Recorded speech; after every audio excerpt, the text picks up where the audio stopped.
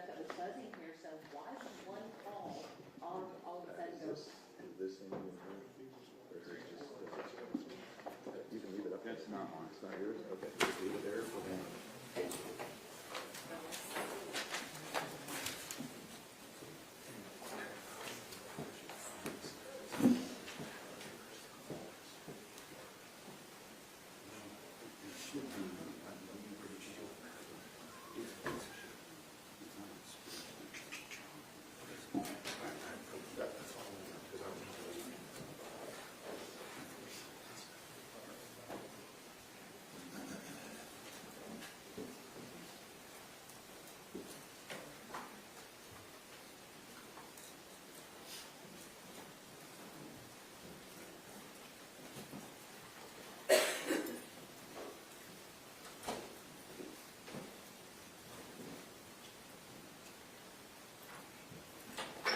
All right, everyone may be seated. Good morning. We are ready to proceed. Mr. Barry, okay? Thank you, Your Honor. Investigator Yarrow, welcome back. I wanted to ask you a few more questions from your testimony on Friday. We talked about an incident at the Wise County Jail related to Tanner Corner that occurred after he had been incarcerated, in which there was, I believe, an attempted suicide that you then investigated. Is that correct? Yes, sir. And as part of that investigation, kind of tell me just a synopsis of what you did. The synopsis of the scene was I entered the cell. Horner had already been transported to the hospital at that time. My initial is just like any other scene. We're going to photograph the scene in its entirety. We're going to start by taking overall photographs. We're going to move to mid-range. We're going to move to close-ups. Slow down a little bit. So you took a number of photographs? I did, sir. Okay. And prior to court today, did you look at some photographs?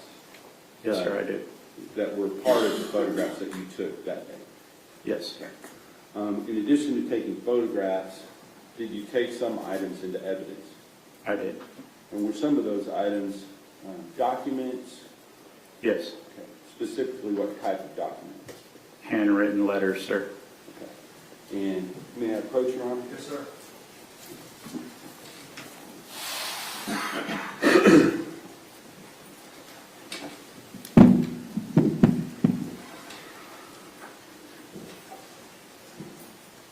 Investigator Yarrow, I am going to show you what has been marked in State's Exhibit number 276, 277, 278.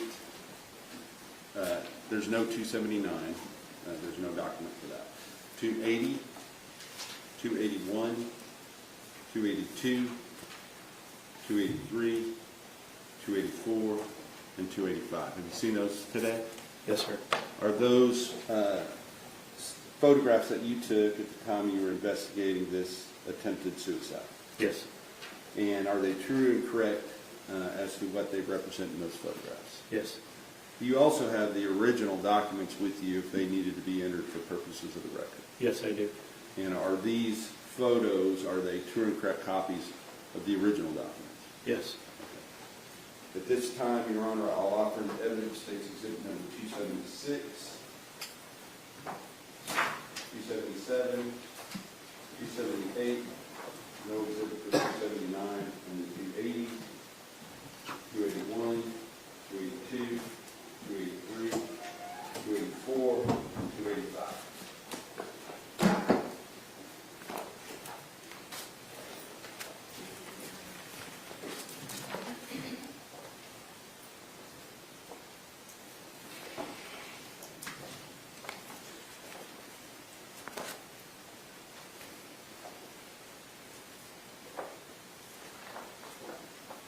Objections?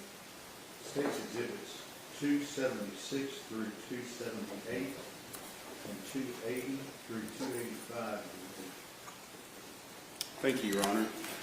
May I publish, Your Honor? Yes, sir.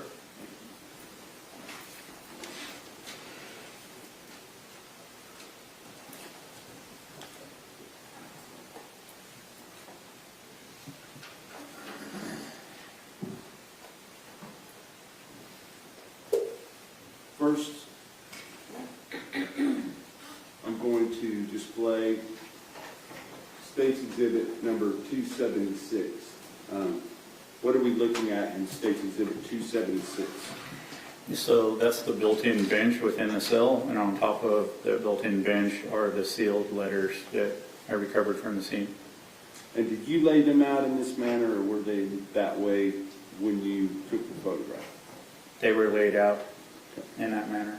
Was there anybody else in that cell besides the defendant, other than the Mercy personnel, that before you took these photographs? No.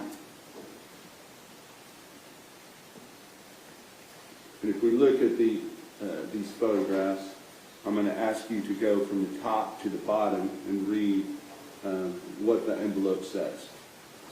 Can you see that? For Athena's family. Okay, that's the first envelope. Yes.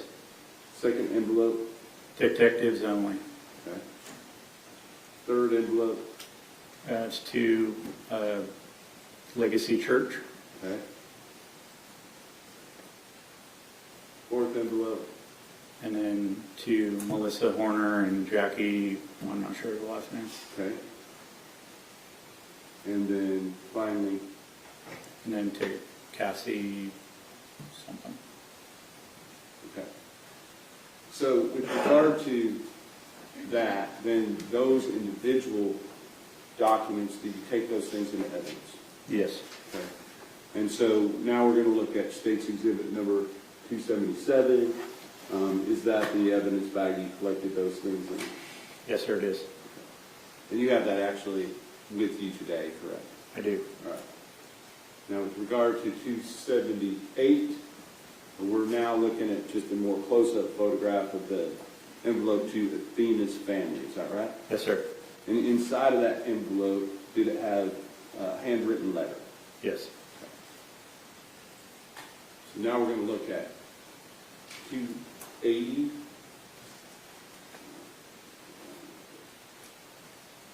Okay, this is 280. Is this the true and correct copy of that handwritten letter, the front side of it? Yes. Your Honor, I'd ask to be able to publish this record by reading it into the record. Okay. Thank you.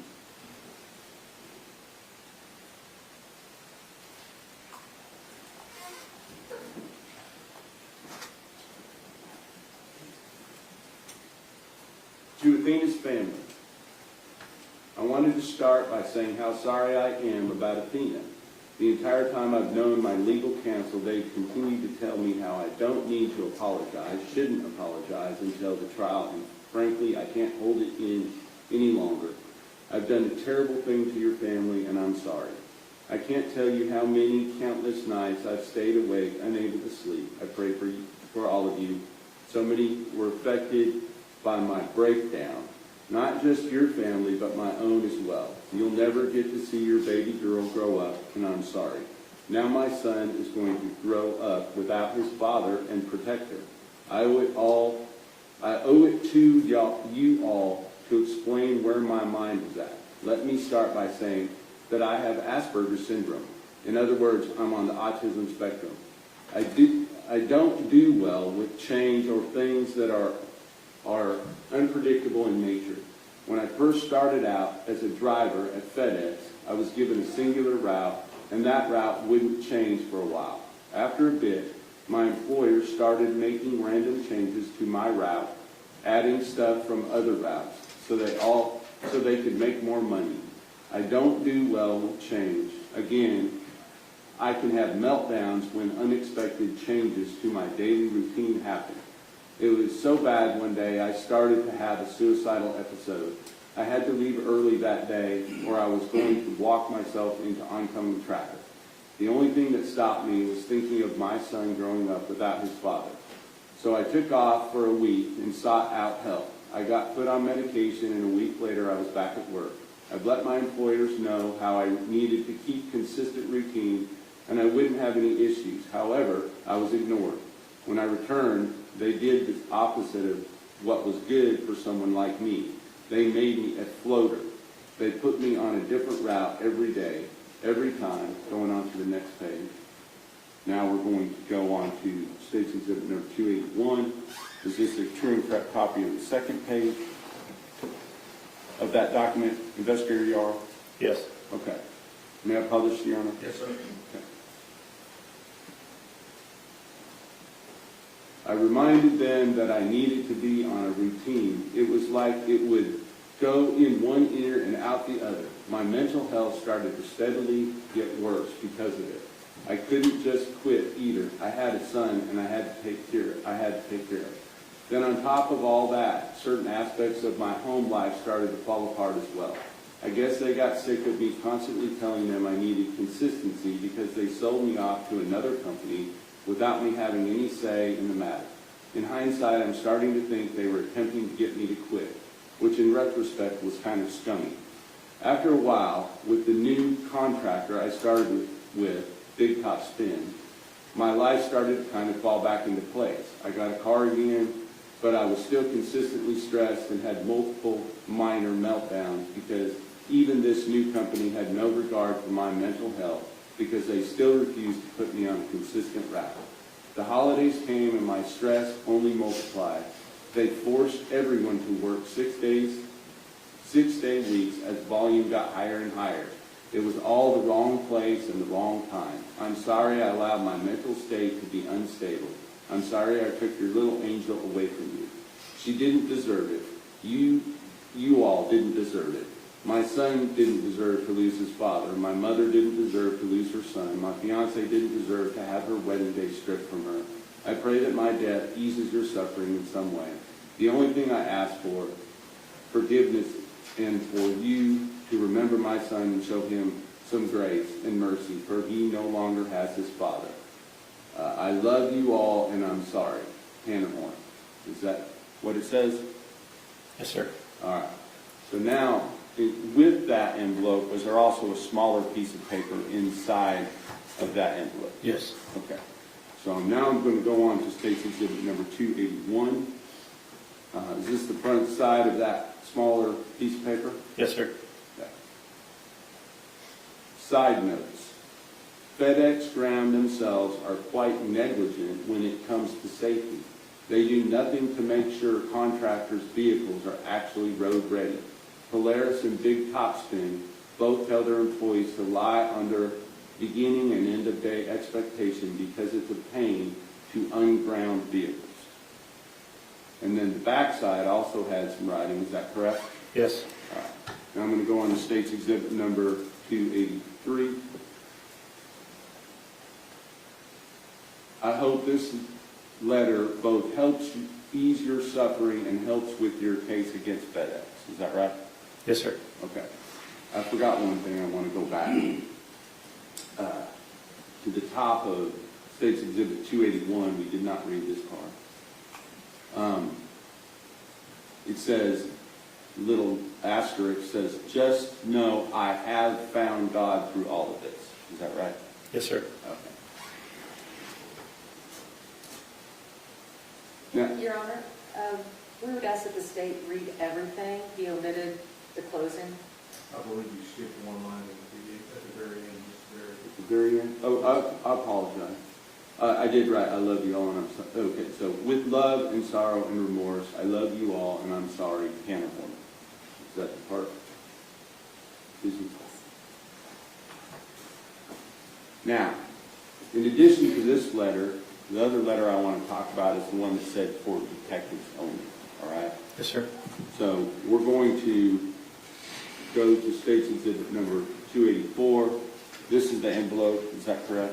Yes, sir, it is. And inside of that envelope, did it have a one-page letter with that? Yes. And may I publish this, Your Honor? Yes, sir.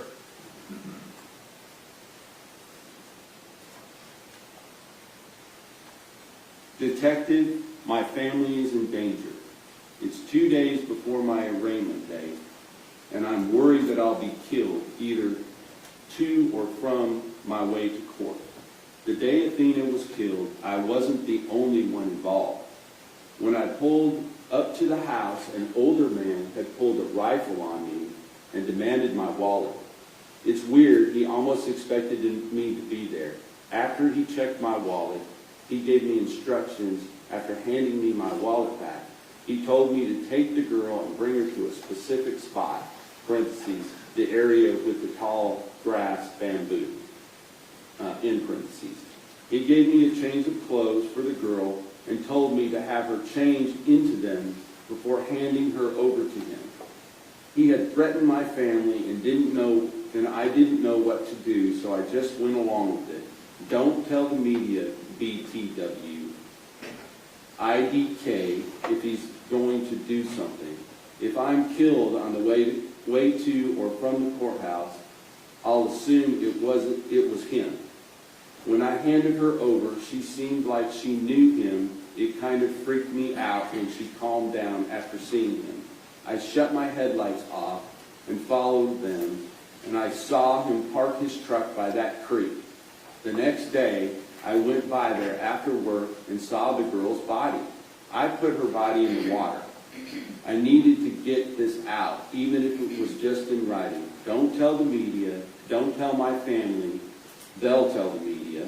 Don't tell the family of Athena until after their lawsuit against FedEx goes through. This is between me and you, detective. As long as it stays between us, my family stays safe.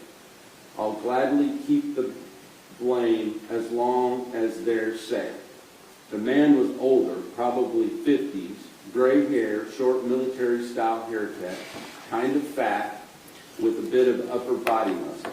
I handed him the girl's clothes when I gave him her. I either missed the pants or he put them back on the truck somehow. I'm not sure. But 3 times he asked me about the cameras on the FedEx truck. Unless y'all find him, keep it from everybody. I don't want my family hurt. I'm sorry I've been a burden on y'all. Is that right? Yes, sir.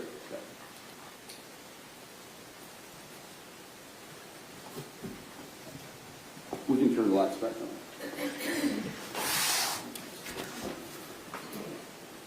With regard to that, in one of those letters, is he taking responsibility? Yes, Which one? the first. Okay. What about the other one? No. Is he blaming it on somebody other than himself? Yes. May I approach again, Your Honor? Yes, sir.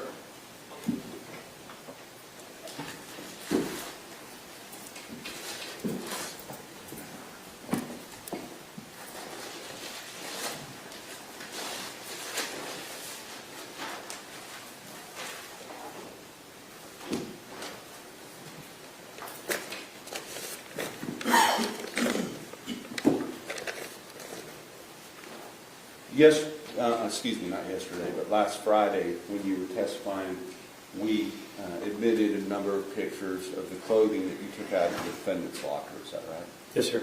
And I believe we admitted maybe one or two of those items. We didn't admit all of the ones that I had meant to admit. So I want you to look at a couple of things. State's Exhibit number 227 can you tell us what? Do you recognize that first of all? Yes, sir. Can you tell us what it is? This is going to be the suspect's underwear, sir. Okay. And did you collect those and take them into evidence after you did whatever processing that you were going to do? I did. Okay. And what kind of processing did you do on them? Collected more photographs in the lab, and then I also took swabs. After doing that, did you seal them up in this package? Yes. And were they then later transported somewhere else, and there's some type of an opening on the bag to indicate that they were processed at a different location? Is that Yes. right? Yes, sir. All right. Your Honor, at this time, I'll offer the evidence statement Exhibit 227. Your Honor, we object as to relevance. This evidence was collected 3 days after the event, and there was no testimony that this was the underwear that he was wearing at the time of the incident. Objection to Rule 6, Exhibit 227 is removed.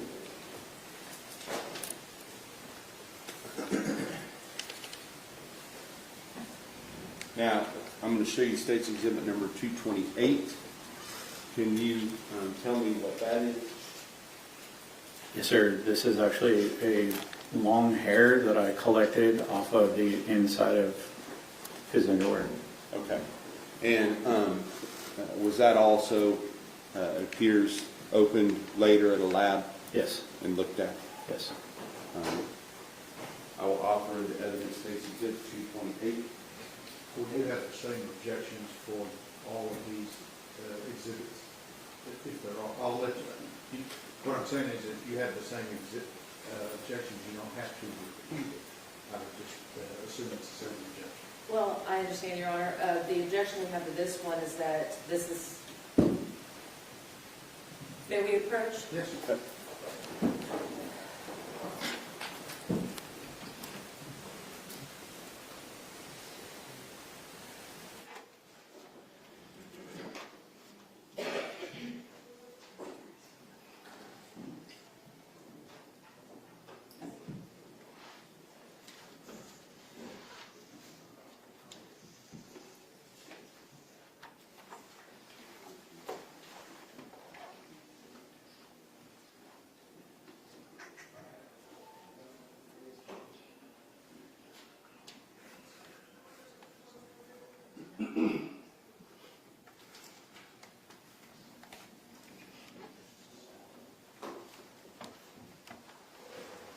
I'm going to offer, I'm going to withdraw our offer, Your Honor, State's Exhibit 228. Now, with regard to State's Exhibit number 2, started with 227, now I'm going to jump back to 226. State's Exhibit 226, do you recognize that? Yes, sir. And what is State's Exhibit 226? This will be the FedEx polo shirt that I collected. Okay. And was that also processed by you, put into evidence, and sent later to a lab? Yes. Your Honor, I will offer into evidence State's Exhibit 226. Your Honor, that would be the same objections. Okay. That you had for 227. Correct, Your Okay. Honor, and I believe that will be for the next few items as well. Okay. Those objections are overruled. States 226. And then finally, I'm going to focus on State's Exhibit 229. Can you tell me what State's Exhibit 229 is? Yes, sir. This is going to be the suspect's pants. It's going to be his blue jeans that were collected from the bag at the jail. Okay. And these were what he was wearing at the time he was arrested, correct? Yes. I will offer State's Exhibit 229 in evidence. Same objections. Yes, Your Honor. They're overruled. States Exhibits 229 are admitted. And you may have running objections to all of these. Thank you, sir.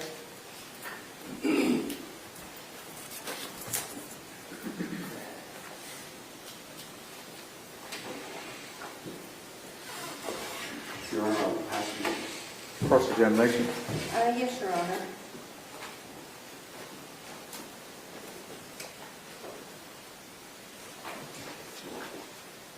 That first, Your Honor?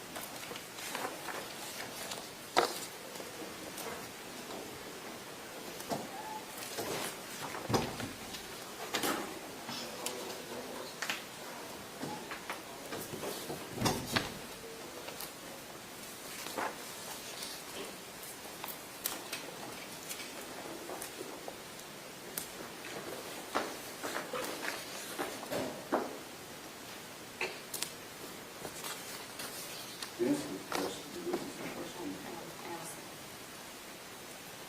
Not on the record. Yep. If you want to ask them something, you want.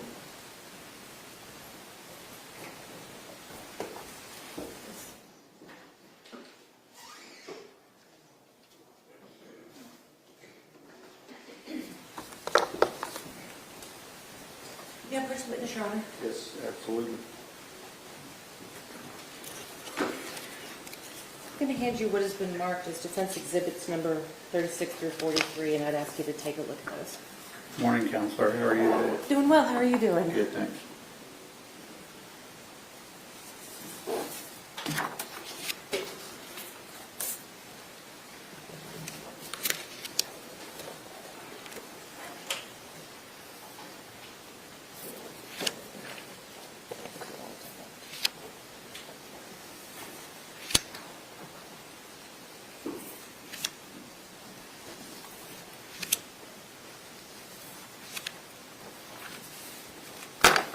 Here you go, ma'am.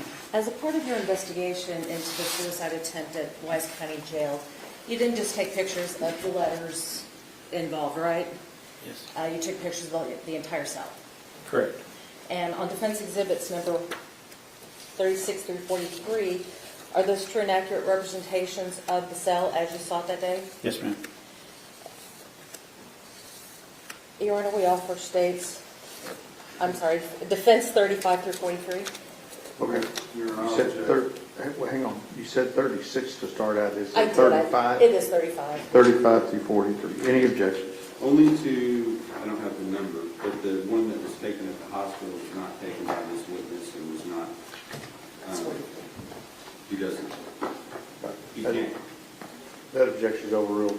Defense exhibits 35 through 43 are admitted. You have published, Your Honor? Yes, ma'am.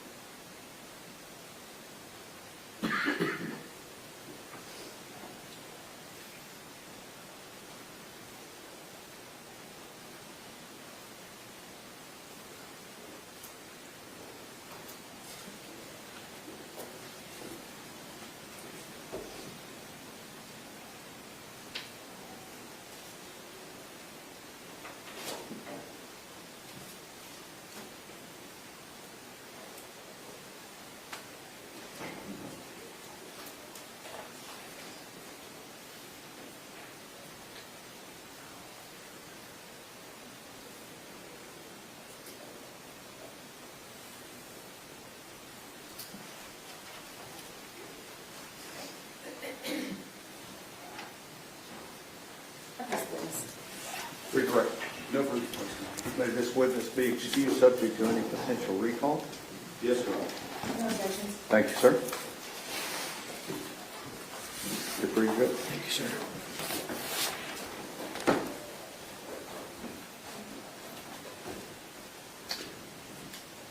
Who do you have next? Dave Rogers, Judge. Is this one of the witnesses I need to do something outside the room? Yes, Your Honor, we need a quick court iron on him, and then you have that. Okay. Y'all retire to your room. I'll be calling you back out in just a few minutes.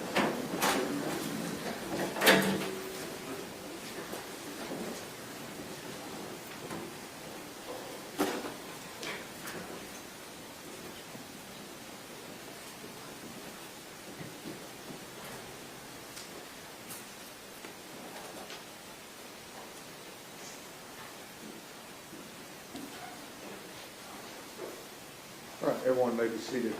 Let's get the witness. Yes, sir.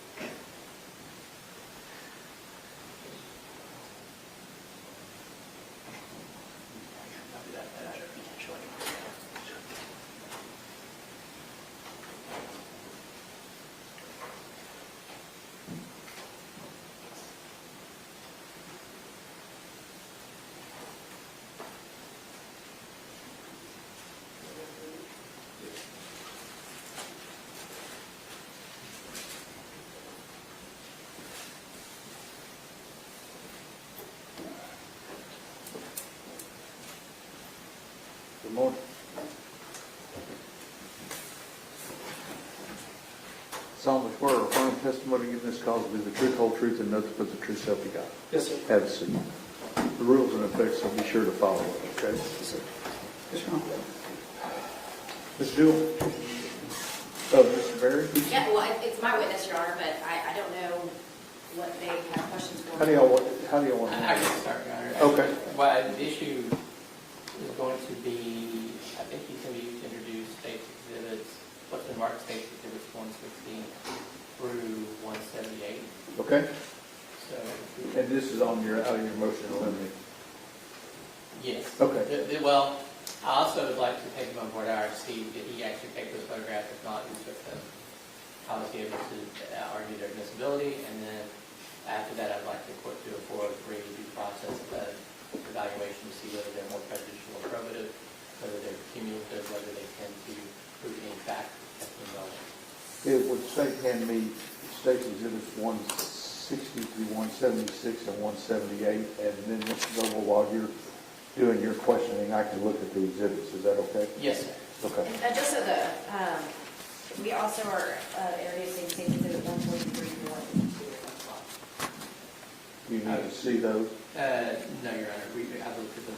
So do you anticipate that there would be any objections to 142 through 143, 143 through 152?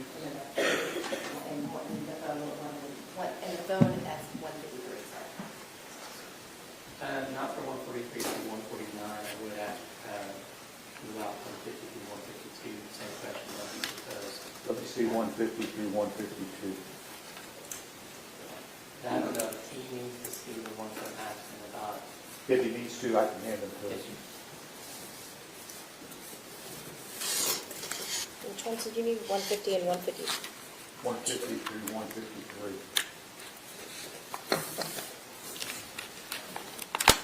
153 is the physical phone, Judge. I'm sorry? 153 is the physical phone. Oh, okay. He- Okay, There. that's fine. Okay, Mr. Goble. Agent Rogers, I'm Steve Coble, I'm the attorney for Mr. Warner. I wanted to ask a couple of questions. I don't know if you're familiar, what's been pre-marked as State's Exhibit 150 is a photo of a phone from a wristband at 12 to 22. Are you familiar with that photograph? Yes, sir. And were you the one who took that photograph? I was not the one, but I was present. Okay, so who took the photograph? It was a photographer for our team, Lisa Redwine, I believe. With the red wine. So why would you be the officer testifying to the position?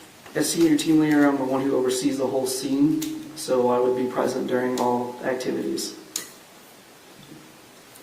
to include being the person who is on the chain of custody. And how many team members were present that day? Say again? How many team members were present on December 2nd for the arrest van search? Approximately 9 people plus Wise County Sheriff's technician, Amy.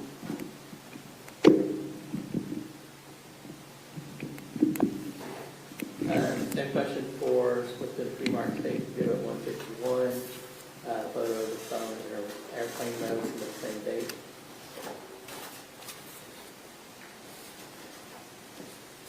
Did you take that photograph? No, sir, I did not take a Who photograph. took that photograph? It would have been Lisa Redline, the photographer. And I believe, for, I mean, 52.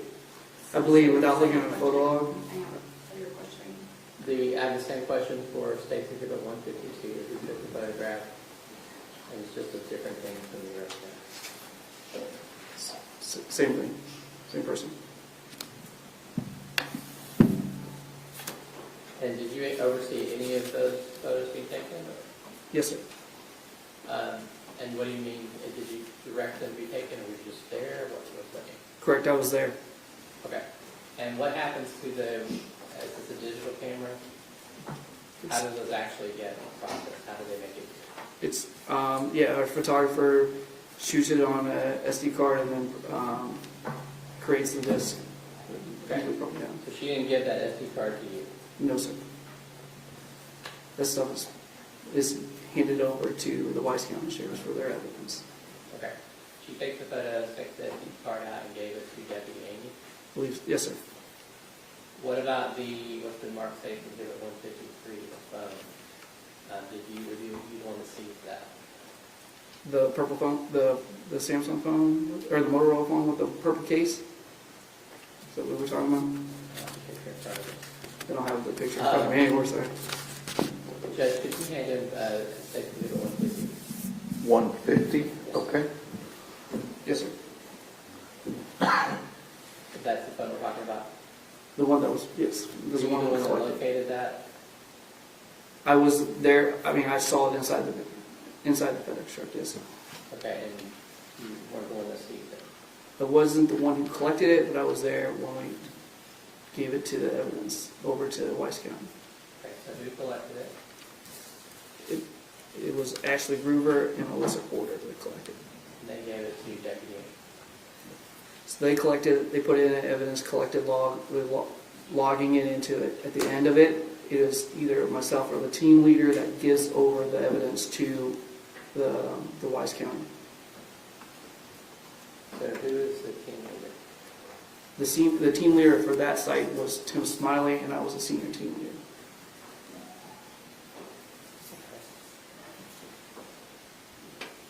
What's been marked state exhibit 160 through 176 and 178? Were you the person who took those photographs? I am not the person who took the photographs. It was our photographer who did. Which photographer was that?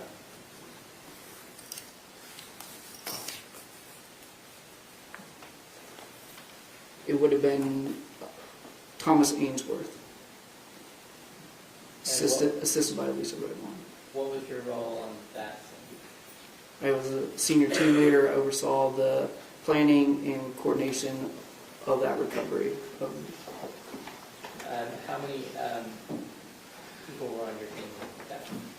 Our full team showed up, but only 7 people took part in the actual recovery. And when those photographs were taken, would that SD card have been given to Deputy Amy? All of the items would have been given to Detective, Amy. I'm sorry. State's exhibit 177 is a diagram. Photograph of the diagram is that What number, 177? 177. And Your Honor, I believe that we're actually entering that in evidence.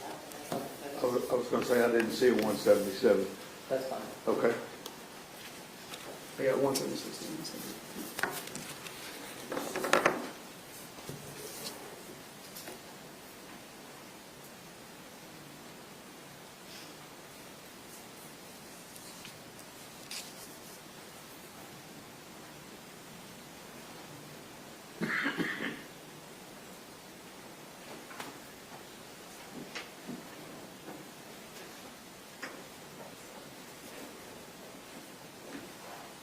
Okay, so you are supervising, you said 7 other people participating in vaccine? I was one of the 7, and I was assisting with the scene. I was actually involved in the scene. And how many total were present? 6 plus me, which would make it 7. Okay. We're at the recovery. There's more of our team in the vicinity, but those ones that took place in the recovery was total 7. That's pretty confusing. What does that mean, armed in the vicinity? So we came from processing the other FedEx truck and then our whole team goes out there, and then it was my choice of who was selected to go down to recover the body. Okay, were you directing the photographer which photographs to take? I don't direct her specifically, but she knows that she has a certain role, and that is to take the entry photos, evidence photos, and exit photos. And were you directing any of the people involved in evidence collection? We had a plan before we went down to do the recovery, yes, sir. So what does that mean you had a plan? You identified what they're collecting? So how we are going to approach down, who is going to be in the water, who is going to be on the shore, how the photographs, where would we be taking the photographs at, how the body was going to be manipulated to take those photographs, and then to package or put the body into a body bag and then have it brought up to where it was released. So all of those was in plan.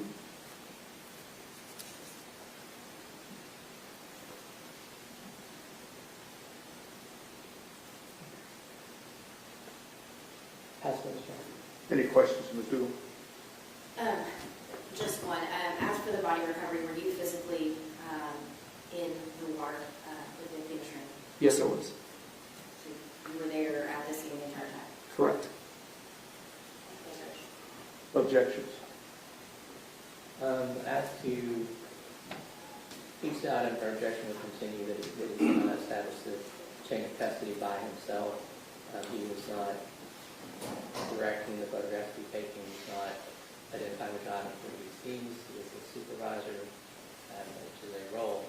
And then they turned the investigation part over to someone else. So I don't think any of them are admissible for those purposes.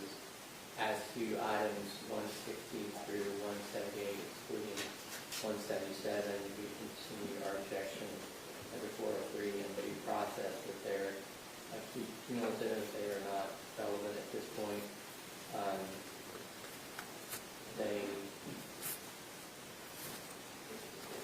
According to their consideration, that they do show a body that is unclothed. The photos may be considered gruesome, and particularly the photo of the body bag. I don't think that has anything to do with the punishment phase of this trial. Those objections are overruled, and if offered in the presence of the jury, the court will allow these exhibits to be admitted. You have a running objection, Mr. Goble? Yes, sir.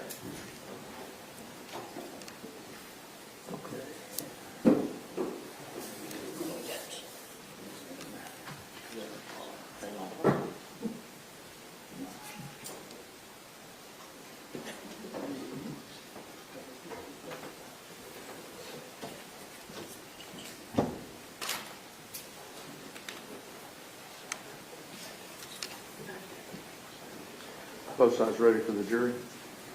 Ready, Your Honor. Yes, sir. Let's go.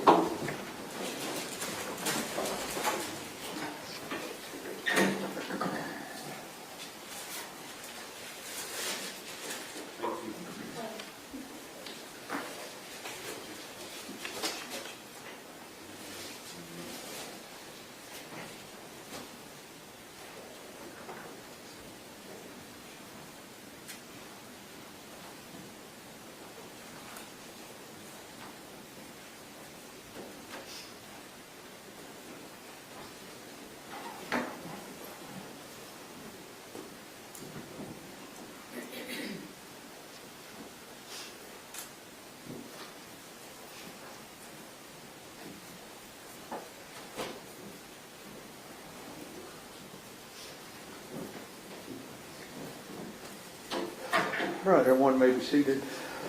Ladies and gentlemen, this witness has been previously sworn to testify truthfully. Ms. Dewell? Thank you, Judge.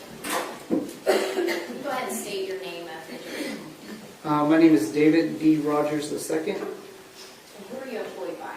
I am employed by the Federal Bureau of Investigation. And how long have you worked for the FBI? I've been with the FBI over 20 years.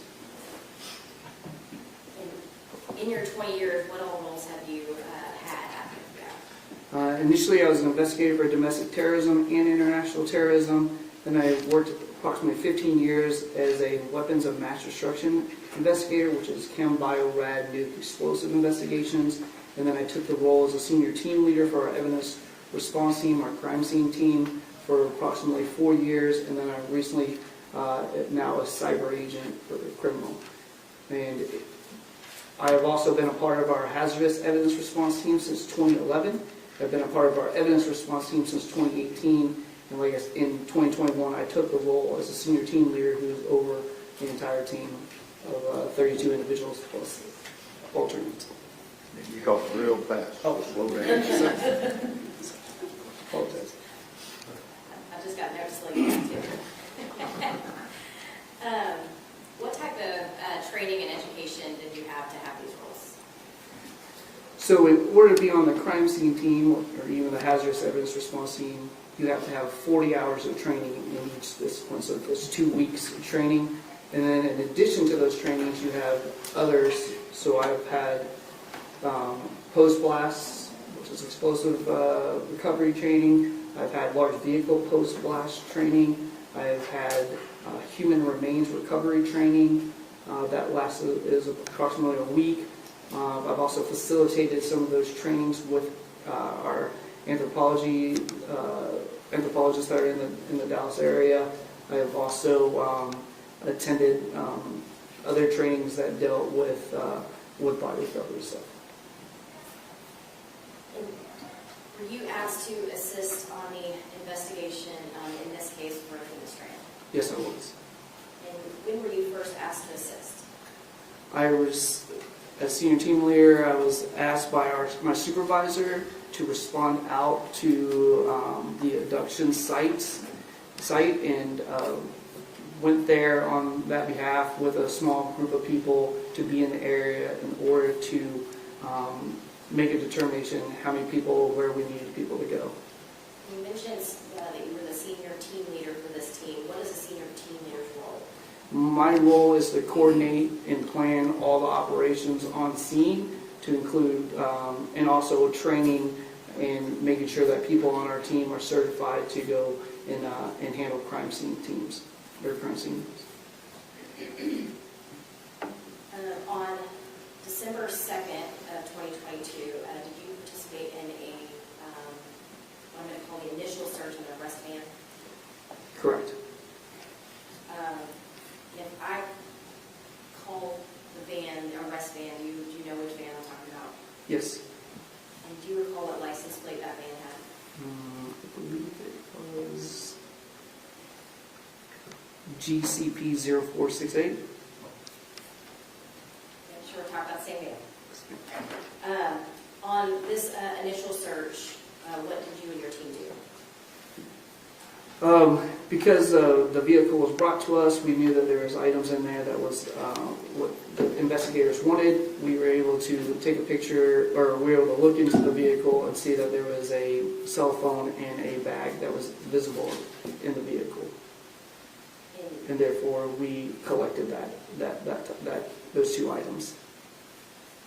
The 2 items reflected were the backpack and a phone? Yes, correct.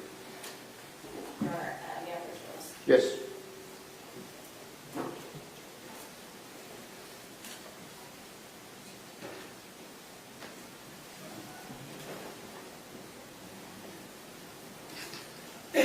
I'll show you what's been marked as States Exhibit 143 through 152.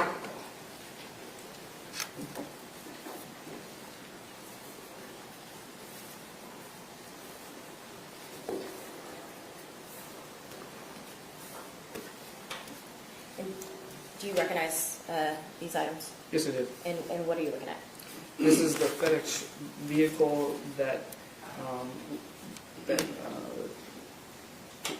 the individual was arrested in and had personal belongings in. And were you there when those photos were taken? Yes, I was.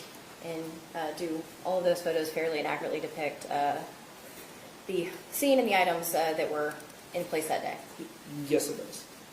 Your Honor, the state offers into evidence States Exhibit 143 through 152.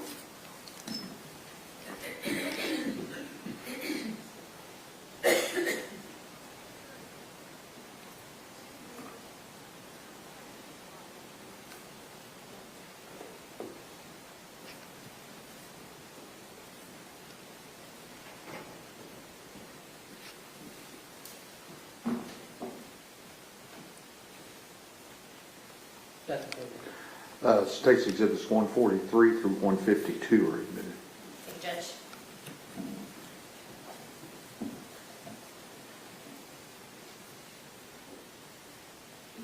Your Honor, may I publish? Yes. Publish State's Exhibit 143 on our screen. What am I looking at here? You're looking at the FedEx vehicle that we processed, collected evidence. Zoom in a little bit. Do you see that license plate number? Yes, I did. Can you read that? It's Golf Charlie Papa 0468, so GCP 0468. Is that the license plate with the West End? Yes, it was. Publish State's Exhibit 148.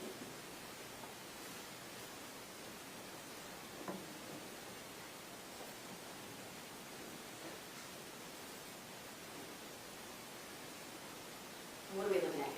You're looking at the cab of the vehicle. In the picture, you can see the cell phone right in the middle console. We took the photos of the entry photos is how we see it when the door is open, so nothing is manipulated from our end when we get in there. Are we showing all the photos here today, or were there more photos than what I showed you? Of that day, Yes. I believe this is all the photos. Yeah. And show you what's marked, or has been admitted as State's Exhibit 149. And what are we looking at here? The cell phone still in the console with appears something on the screen.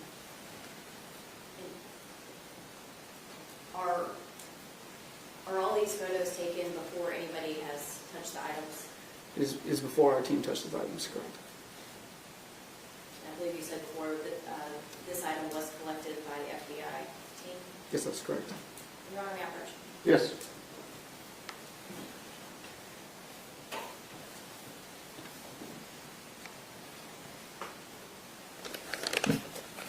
Showing you what has been marked as States Exhibit 153.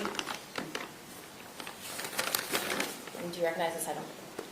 This appears to be the item with the supplement, yes. Yes, this appears to be the item with the supplement. And how do you recognize it? It has on here the description that was collected by the FBI from the FedEx vehicle. And And then released to Wise County, and then opened on March 14th, 2024, and then packaged in here. And was your team who originally seized and collected that Yes. item? Yes. And what did you do with that item once it was collected? Once we collected it, we provided a chain of custody to the Wise County's office. And other than the addition of that package, has it been altered or tampered with in any way to your knowledge? Not to my knowledge. Your Honor, the state option to evidence States Exhibit 153. No additional objections.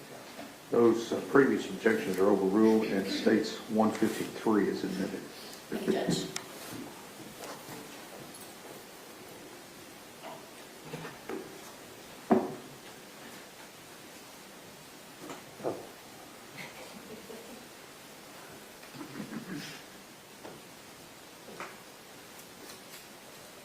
And do you go by Special Agent?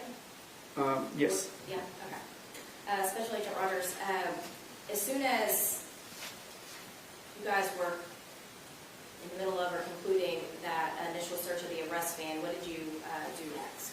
We got a call that said that we requested the assistance of our team by the Wise County Sheriff's Office and the Department of Public Safety, Texas Rangers. Is that still on that same date of December 2nd of 2022? Yes, it was the night of on December 2nd. Where were you asked to go? We were asked to go to a county road, 922 County Road. That was about 15, 20 minutes from that location, I believe.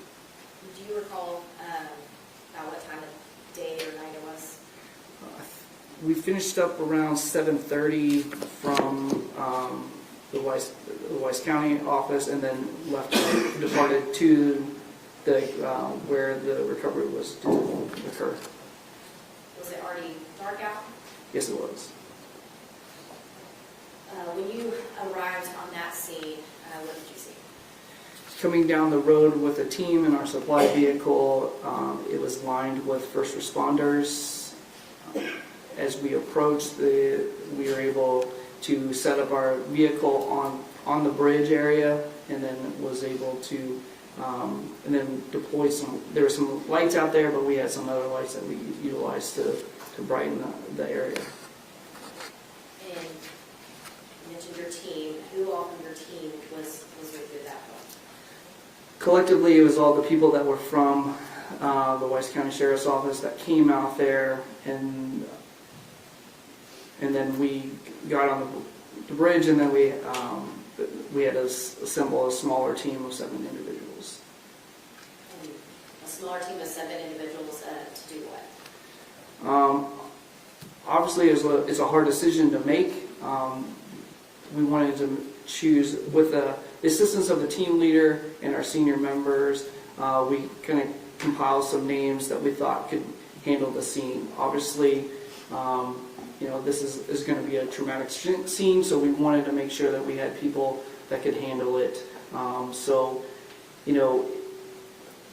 It's very easy to just select people, but we know what's going to happen in the aftermath of it. So, this team is made up of people who go above and beyond, that put the mission first ahead of their own personal costs, and it is their opportunity, our opportunity, to give those who have been silenced by tragedy a voice, and that voice is justice. And so we all Sustain. go. That's enough, that's enough. Okay. No, that's enough. Next question. Thank you, Judge. As a senior team leader, is it your job, if you will, to pick who those 7 individuals were going to be? Yes, it is. Were you one of those 7 individuals? That was one of those 7 individuals. Yes, sir. Yes, ma'am. Was one of the 7 individuals somebody to take photos? Yes. And walk us through that process, that once you arrived on scene, what were you doing first? So once we are received, and we're organizing the team of who's going to do what. We have an individual who's a photographer. We have an individual who's a photo logger. We have then individuals that are going to go into the water to do recovery, into individuals that are going to assist with that, as well as processing the body once it's out. And were you present during this entire time? It was. And driving out approach? Yes.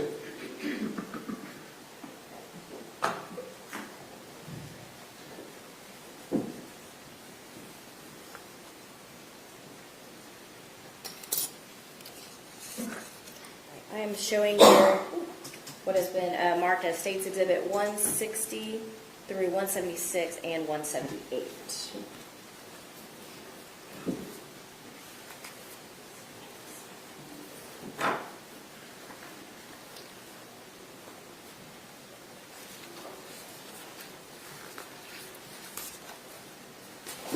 And do you recognize all of these photographs? I do.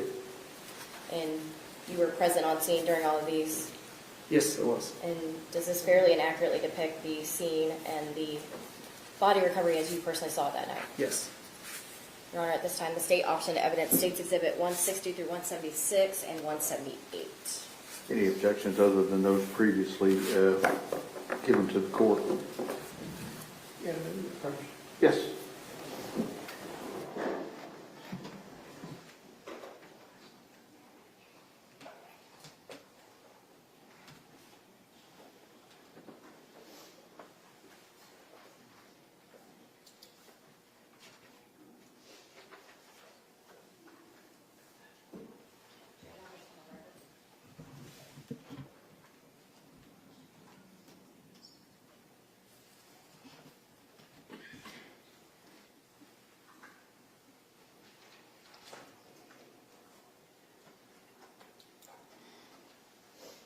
No additional.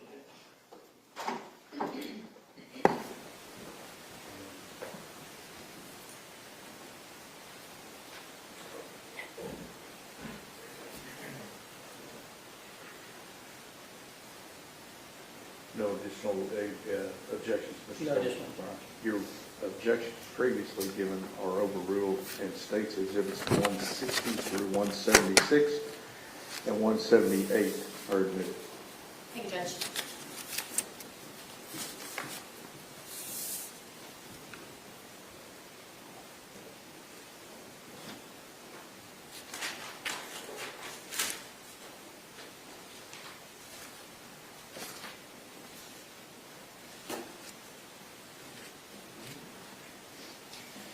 Can you publish States Exhibit 160?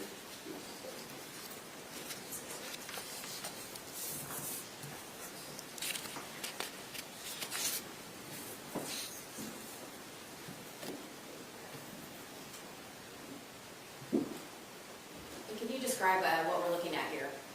So you're looking at that bridge, and then you're looking down off of it to the water, and that's concrete block right there.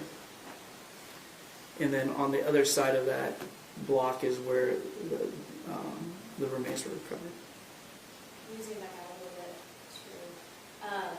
What are we seeing kind of more in the distance where those vehicles are parked? Okay, so you're seeing what I talked about coming up that path where the first responders, then off, there's a post there, it's hard to see, but off to the right is a kind of a barrier where cars can park there. It's kind of a graveled area. There is a little pass on the other side of that little barrier there where we would walk, where we end up walking down to the site. When you say there's like a little path, can you describe the path? Just a beaten path where people have walked before.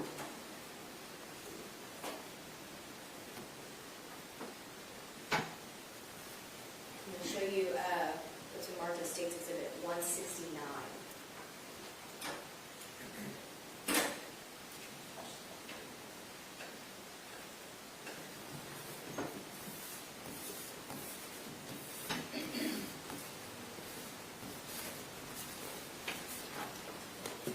What are we looking at here? You're looking at a different angle, but closer to the right side of where that concrete block was, and it's looking down towards the water. Where that concrete is, you can go down the left side of it or the right side of it. When you say go down, is it like a smooth path? Is it rocky? Can you describe that? It was very slick. It was kind of cobbled, a lot of dirt and rocks that were. And that concrete block, how high is that? Roughly maybe 4 to 5 feet or so. Can't really remember how tall it was. Were you one of the individuals that physically got into the water? Yes, it was. And can you describe to us your process for getting into the water and to like getting down those paths with your team, and who was there? Okay. So prior to going down, I gave team assignments for what people were going to do. We were going to wear Tyvek suits and then gloves as personal protective equipment to go into the water. Myself and Tim Smiley went into the water to recover Athena. And then we had 2 individuals that were on the shore. There was a rope because of how the edge of the water was. It was very rocky. It was very unstable, kind of being able to get your footing. It was obviously you're in the water, can't see anything because it's I think the depth of visibility was only a few inches down, maybe that you could see stuff, maybe 5 or 6 inches. So we had someone that was on the shore with a rope, also in personal protective equipment to help us because we knew that they were going to assist us as we were making our way out of the water, and then to kind of carry her out of the water and then put her on a flattened area that had another body bag laid down so we could so she wasn't going to be resting on the dirt. What's been admitted as 172?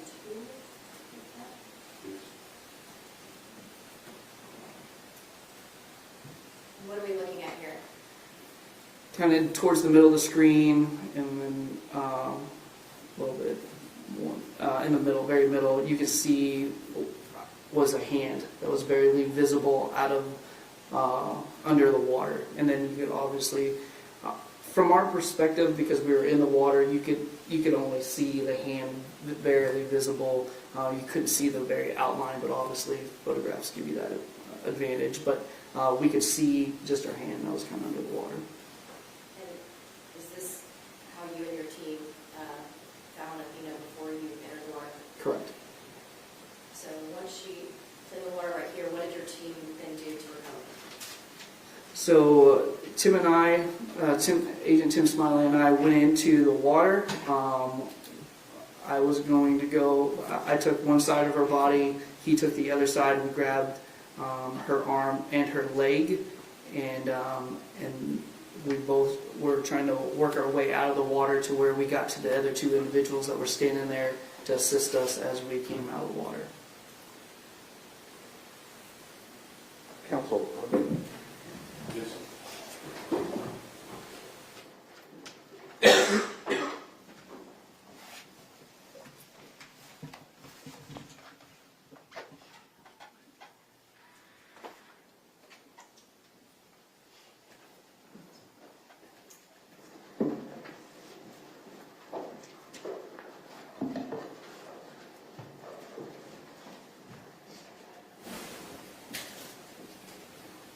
At this point, I think you were stating that you and another individual were in the water and y'all were, I think, were you handing her off, or what would you do next to get her on the boat? So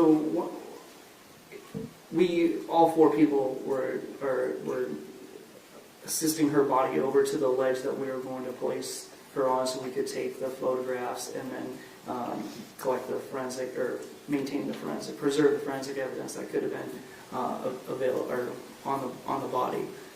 So, like I said, there was a rope that helped guide us because it was rocky, where the footing was unsure, and we were able to kind of move her up into a flattened area where our photographers were. I'm going to show you 173.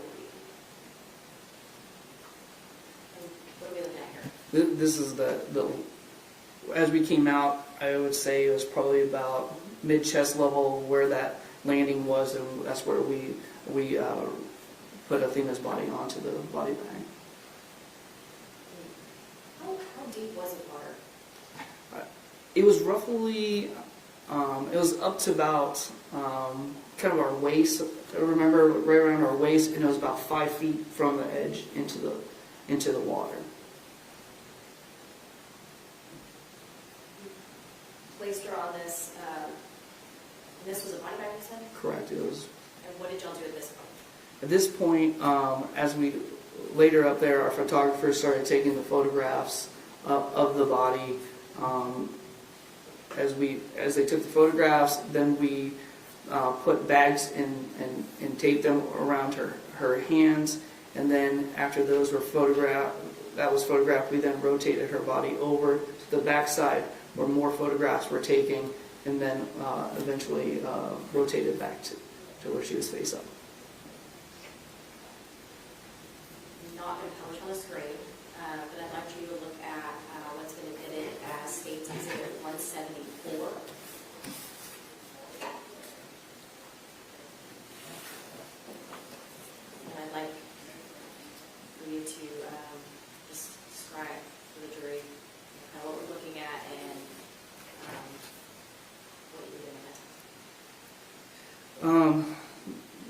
The images of Athena laying on a body bag. She is upright, her face up. The time, you want me to go into what I recall on that moment? As we lifted her out of her and placed her on this bag, I remember her being really cold to the touch, firm, and then with the lights and everything that was on the bridge hitting down, her skin appeared to be glistening, almost kind of angel-like, is what I recall it. And then I recall bubbles escaping right where her mouth is. She was blowing bubbles, and that moment where you kind of see it, then also the reality of it sits in the trauma that was very apparent on her body. Ron, may I ask witness? Yes.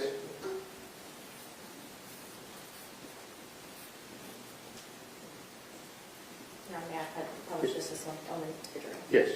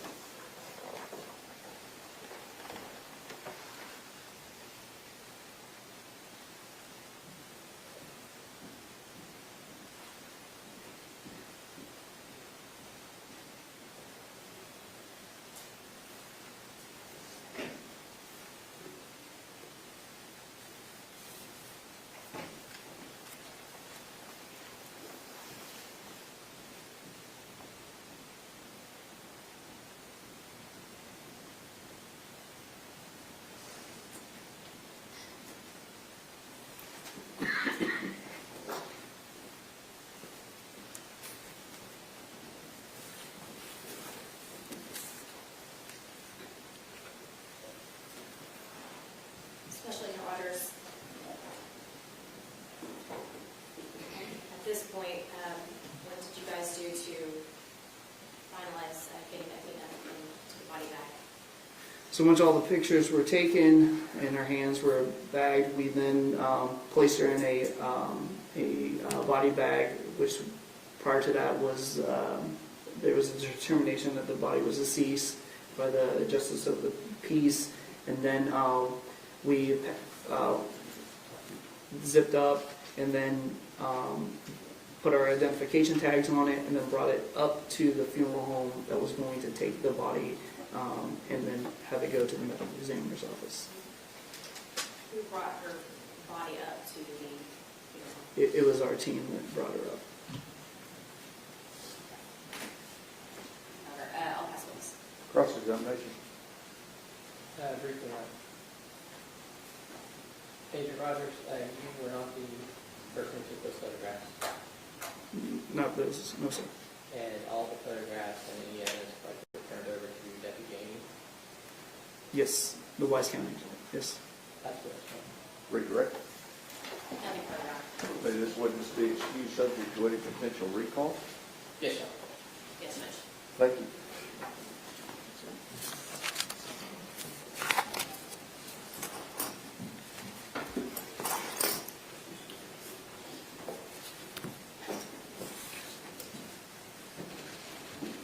Let us take our morning break, okay? I'll call you back in just a few minutes.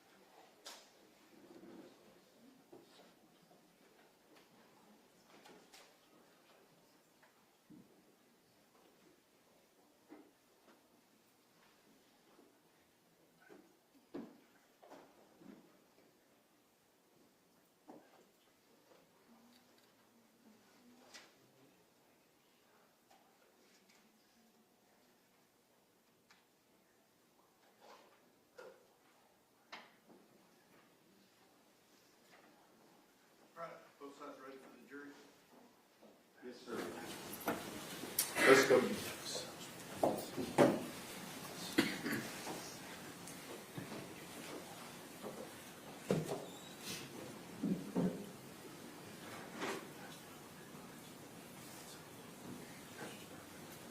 Judge, I think you have something that I need.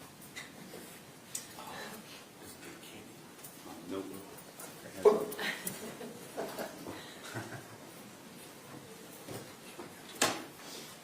Thank you, sir.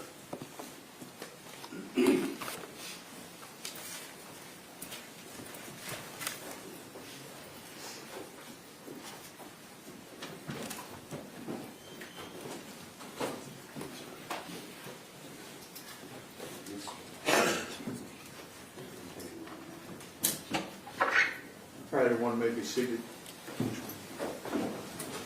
Ladies and gentlemen, this witness has been previously sworn to testify truthfully.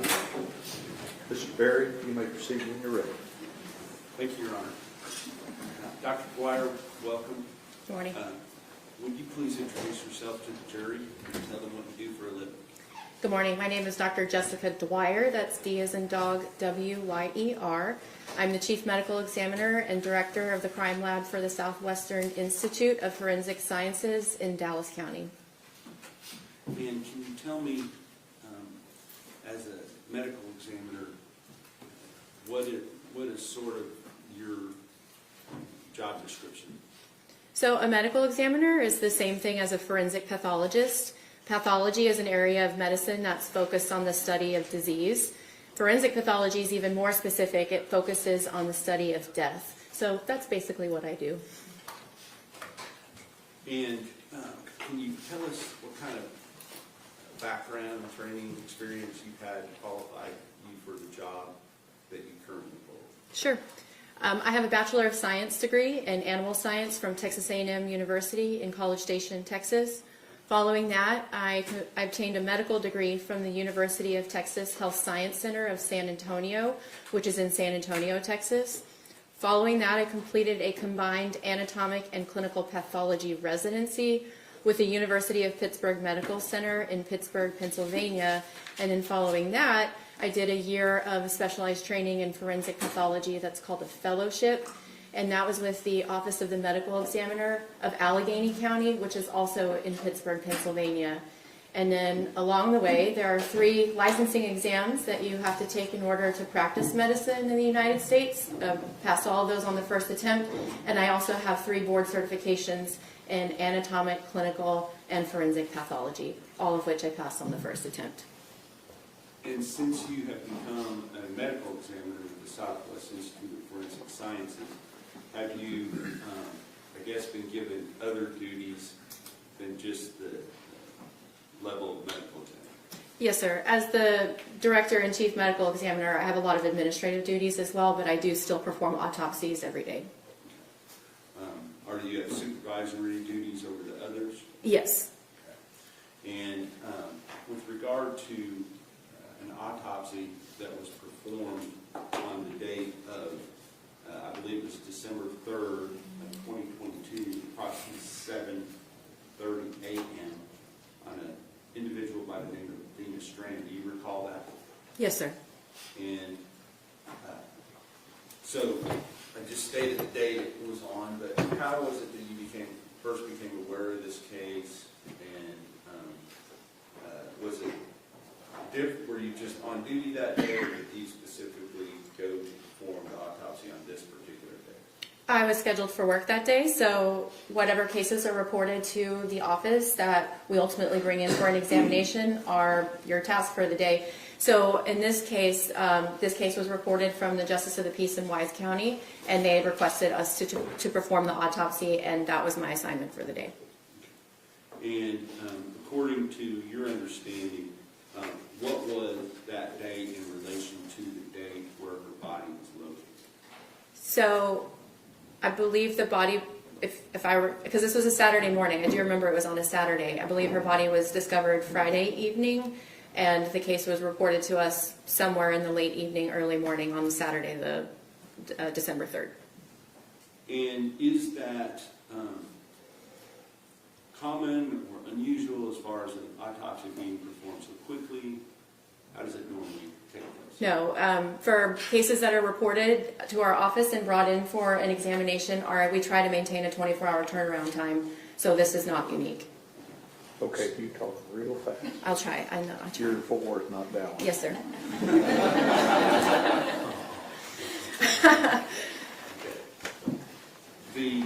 With regard to the autopsy on Athena Strand, can you kind of just walk us through just the basic process of what happens from the time that a body is delivered to the medical examiner's office until the point that you encounter it?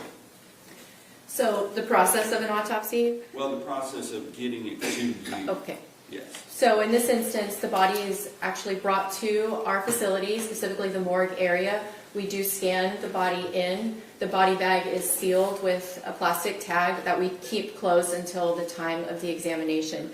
But as the body is scanned into the building, it doesn't mean that we are automatically starting the autopsy at that point. So we have a cooler that they stay in until the autopsy is performed.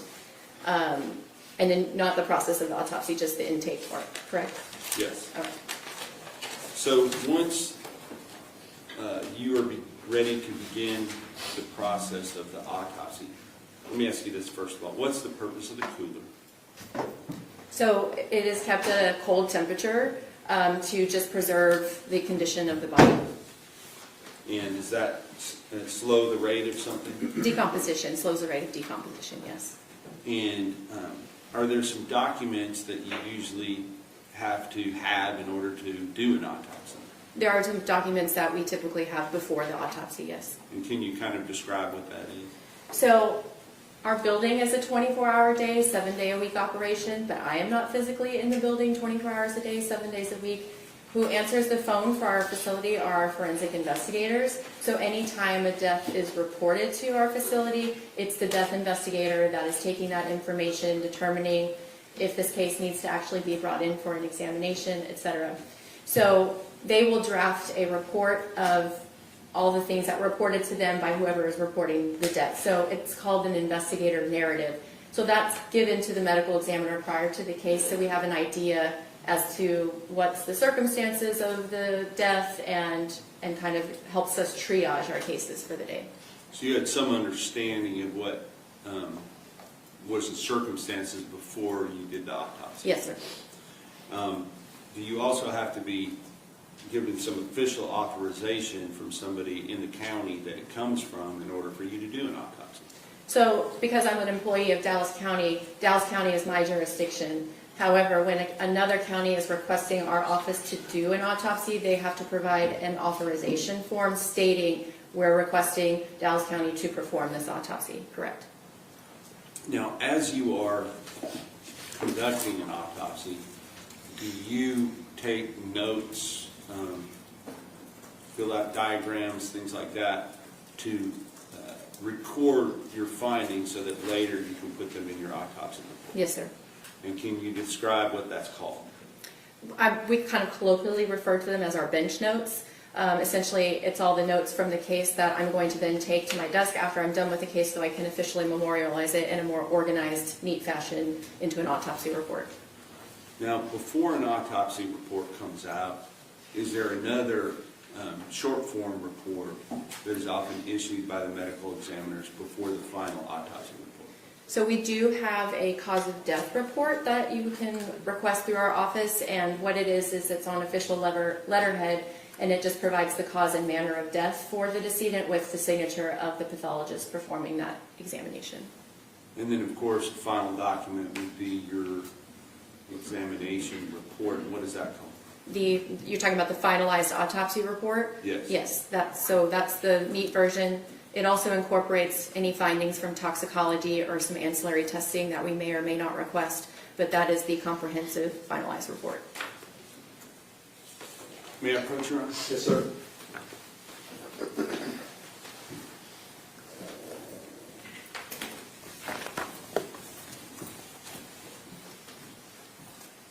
Dr. Dwyer, I'm going to show you 4 different documents.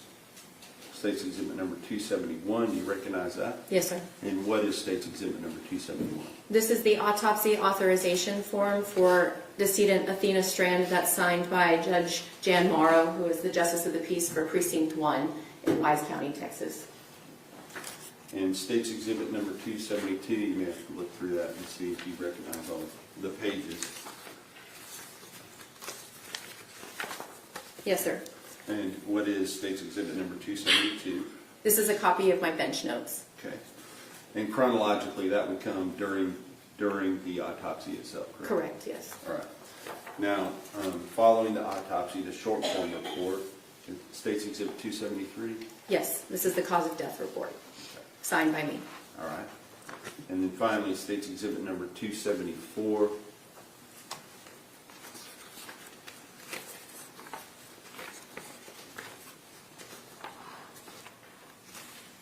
Yes, sir, this is a copy of the finalized autopsy report.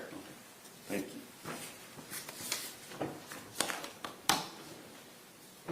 you. Do the documents, both of the bench notes, the cause of death report, and the autopsy itself, do those document your findings during the autopsy of Athena Strand on December 3rd, 2022? Yes, sir. I will offer into evidence State's Exhibit 271, 272, 273, and 274.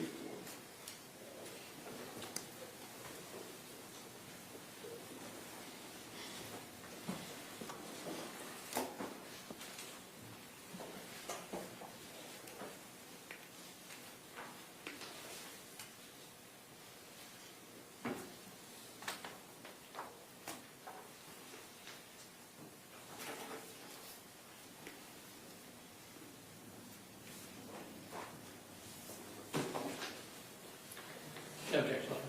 State's Exhibits 271 through 274 are admitted. Thank you, Your Honor. May I publish? Yes.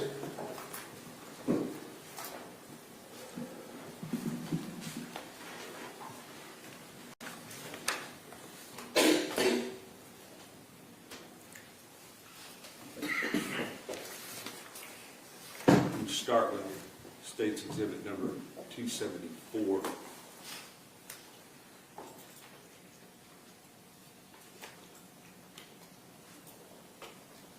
I'm going to leave all this up here because it shows us what the page number is as we're looking at it on your autopsy. So as we look at State's Exhibit 274, it's titled, what is it titled? Autopsy report? Okay. Do you see on there the date and approximate time that the body was found? Yes, sir. And what is that for purposes of the record? So date of death is based on when she was found, which was December 2nd, 2022 at 8:45 p.m. And then what is the date and time that the autopsy itself was performed according to this document? Where it says examination performed December 3rd, 2022 at 7:30 a.m.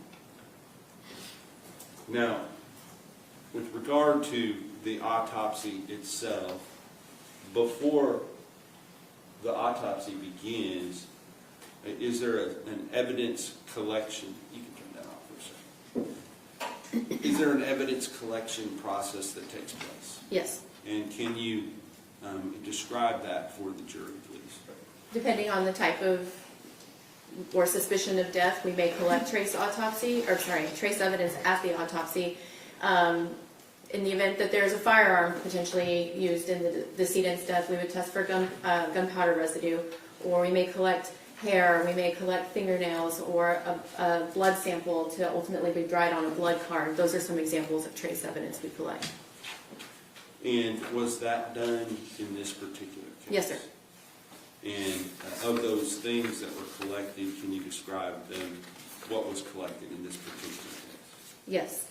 So we did collect a blood card, so it has 4 spots of dried blood on it. That's to preserve her DNA. We have a sample of her scalp hair, which we also use for DNA. When her body was actually received with her hands covered with brown paper bags, we will keep those brown paper bags. I did perform gunshot residue testing on her hands just because I didn't know what kind of death we were potentially dealing with when I did the case. And then also collected fingernail clippings from both of her hands, her right and left hand. And then we also collected a sexual activity kit. And the sexual activity kit, can you describe what that is? So exactly that. It is evidence that may be related to sexual activity. So it's typically swabs and pubic hair collection. So for a man, it would be swabs from the penis and penile urethra, in addition to the anus and the oral cavity or the mouth. For a female, it would be oral cavity, vagina, both the outside and the inside, and also the anus. And with regard to those things, once they're collected, what happens to them? They're packaged in a kit, and they ultimately get transferred to our evidence registration. Since this is an out-of-county case, it doesn't automatically go to our crime lab. The county would then have to request testing or analysis of that kit from our crime lab, or they may send it elsewhere, but it gets sent to our evidence registration. And, yeah, hold on for a second. I need to ask a question real quick.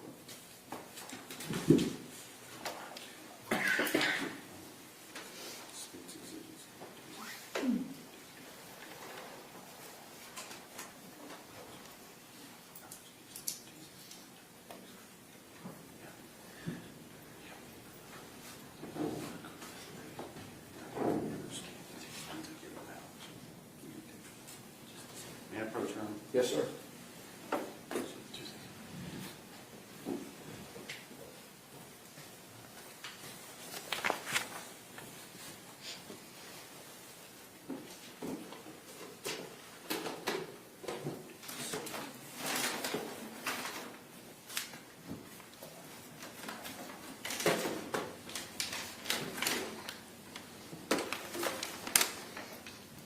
I'm going to show you what has been marked for identification purposes as 260, states 269 and states 270.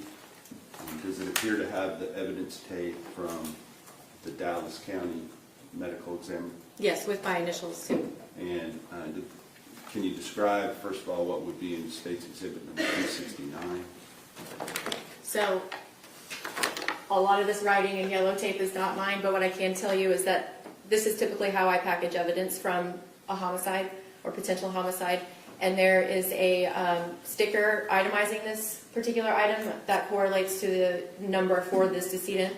And then we will seal the top of the bag with tape and red evidence tape, which I initial. But the yellow tape and everything else, I don't know who did that. And what would the contents be? I'm sorry. That's okay. Everything that I just listed that I collected would be in there with the exception of the sexual activity kit. And then State's Exhibit number 270? Yes, sir. This is the sexual activity kit. Okay. And these both relate to the body of Athena Strand and the autopsy done on December 3rd, 2022? Yes, sir. All right, thank you. I will offer State's Exhibit number 269 and 270 into evidence. No objection. State's Exhibits 269 and 270 were admitted. Thank you, Your Honor.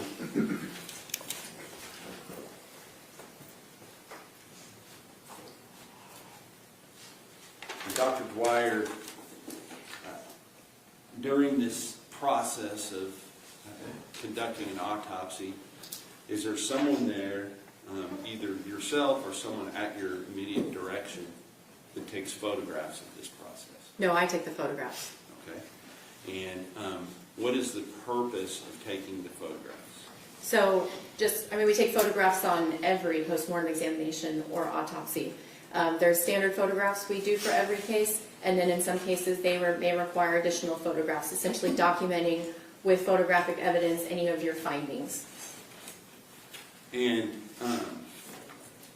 do the photographs that you have, are they given specific monikers as far as the name of the photograph itself that are unique, at least within that case, so that there's no mix-up, two things have the same name?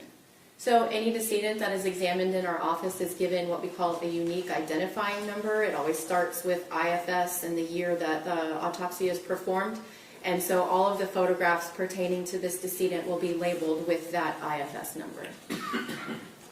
And approximately, if you know, how many photographs were taken in this case? Yeah. I don't know the exact number. Prior to court, though, I think I showed you approximately 38 of the total number of photographs that were taken by you during this autopsy. Is that correct? Yes, sir. And do you have an opinion as to whether it would aid the jury in understanding your testimony to, maybe not here in court today, but at some point have an opportunity to view those photographs? Yes, sir. Okay. May I approach, Your Honor? Yes, sir.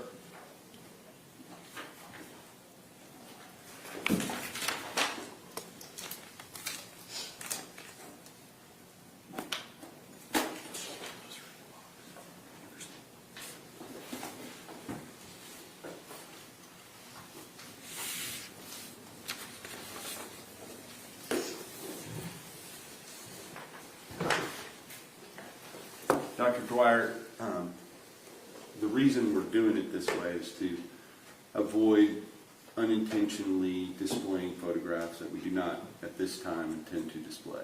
Okay. So each of the photographs that I'm going to ask you about has been covered with a slip cover, so that if I ask you about it, you're going to have to slide the slip cover or the photograph up, but just if you be careful not to display it unintentionally. Sure. All right, thank you. At this point, I'm going to ask you to look at these. Have you seen prior to court today a what I would call a contact sheet that has the different state's exhibit numbers that go with the different photographs in this case? Yes, sir. Okay. And I'm going to show you that. I'm not offering it into evidence, but would it aid in your going through these Okay. to be able to see that? Thank you. Mr. Berry, let's mark that, and we'll admit it as a record purpose. Yes, sir. Your Honor, we spoke about that before we came back, and that's no objection. Okay. If we add that to the record, Okay. And that would be, I believe, 286 for purposes of the record.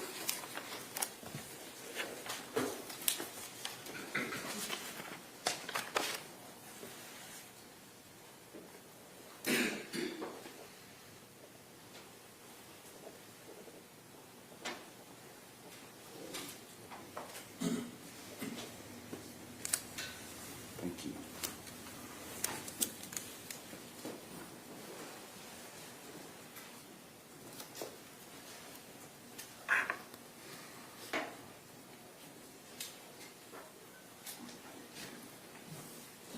I put it here on the top right corner. The court reporter wants me to put it on the bottom right, but I didn't want to cover anything up. So if you would use this during your Thank you. testimony. You offer 286 for the record. Yes, sir. Any objections? no, Your Honor, as long as it's not going to be admitted or false. Okay. 286 is admitted for purposes of the record. Regarding the autopsy of Athena Strand, can you tell us how does she come to the medical examiner's office, in what state? So, are you talking about when we actually are you asking for my observation when we initially opened the body bag and my initial view of the body? Well, I mean, let's talk about the body bag first of all. Okay. What is the body bag? So, decedents are typically transferred to and from our facility within a plastic pouch that is a body bag, just so you can maintain privacy and they can be transferred in and out of the facility discreetly Okay. and preserve evidence. And if there's any additional debris, fibers, other things that have come off of the body, is it also to help preserve those things? Yes. Okay. And do you go about the process of, is there some type of a procedure that is done even before the body is removed from the body bag? Yes. So let me also backtrack. We work with, when I do an autopsy, I work with an autopsy technician, and we work side by side. So they are ultimately the ones that will go and retrieve the body from our cooler. In addition, before the autopsy, they can do a postmortem X-ray, which is just like what you're familiar with from a hospital. And we're just looking for any potential foreign material that we would want to collect, and the evidentiary items. And then the body is brought to the autopsy station. And then we break the seal, open the body bag, and I will document the condition of the body with photographs. We typically refer to those as is photographs, because it's before we do anything to the body. And were those things done in this particular case? Yes, sir. And can you tell us whether or not there were any foreign objects that were identified as part of the X-ray? No. Okay. Now, with regard to the body itself, you said that you took some as-is photographs, and I would ask you to refer in your book there to, and if you need to remove those from that book to be more discreet, however you need to do it, it's Okay. fine. Thank you. But State's Exhibit number 231 and 232, could you personally look at those and tell me if those are the as-is photographs that you were talking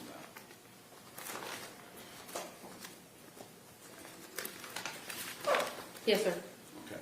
And we're going to go through this process in a way where, rather than displaying them, I'm going to just ask you to describe what you're seeing for purposes of the record. And that way, if there's any question about it later, they can refer back to your testimony. Okay. So with regard to State's Exhibit number 231 and 232, the as-is photographs, would you please describe what you're looking at in those photographs? So there are two of them, because one is the upper half of her body, including her head and face, and then the second one is the lower half of her body, including her legs and feet. And so basically how I received her is that she is naked, there's no clothing, and both of her hands are covered with brown paper bags, as I referred to previously, that are actually secured around her wrists with tape. And then her body was covered with kind of a brownish dirt silt appearance, and there was also fragments of vegetation within the body bag and within her scalp hair. And just for understanding for the jury, when you take the photograph, is there anything that is covered up on the body as you are taking the photograph? No. Okay.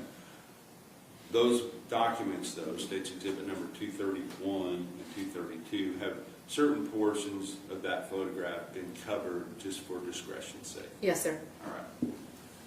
Now, let's go ahead. We're going to look at your autopsy report, and I think we can do this without the light off. The first thing you do is the external examination. Is that right? Correct. Okay. And can you just kind of describe in general terms what is involved in the external examination? So the external examination is also standard process for any postmortem examination. And I always describe it as I start on one side of the body, say a foot, work my way up the entire side of that body to the head, and then to the opposite side of the body. And what I'm looking for is evidence of natural disease, evidence of trauma, any potentially identifying features like hair color, eye color, tattoos, scars, etc. Lots of different things. And once I'm done kind of looking at, and then lastly we will roll the body so that I can see the back of the body.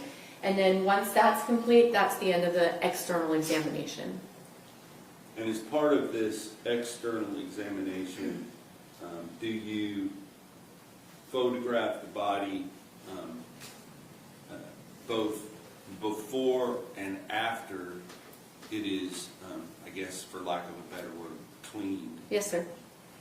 Can you describe, once the as-is photographs are taken, what happens next? So once the as-is photographs are taken, we would collect trace evidence, if again, depending on the type of case, but you would not want to do that after you've cleaned the body. So we'll collect any trace evidence, and then fingerprint the body, and then we will clean the body. And that way you remove any clothing, any evidence of medical intervention, any dirt, blood, etc., so that you can see the body in its entirety. Now, I noticed in your report, and I believe we're still on page 1, that you talked about the hair being wet. Yes, sir. Was that from being cleaned or something else? No, it was received that way. And commonly in an autopsy, if a person had been wearing clothes at the time that they were deceased, what would you receive? Just the body or something else? If they had clothing on at the time that they were pronounced, the clothing would still be on the body, or clothing that may be with the body come with the body. And was any clothing brought to you with the body of Athena Strand? No, sir. Now, with regard to the evidence of the body itself, can you just kind of give us, you weigh the body? Yes, sir. Right? What was the weight of this little girl? The weight is 67 pounds. And what was the height or measurement? 52 inches. And in layman's terms, or feet and inches? I Oh, don't man, know. make me do math. I'm showing my Tarrant County son.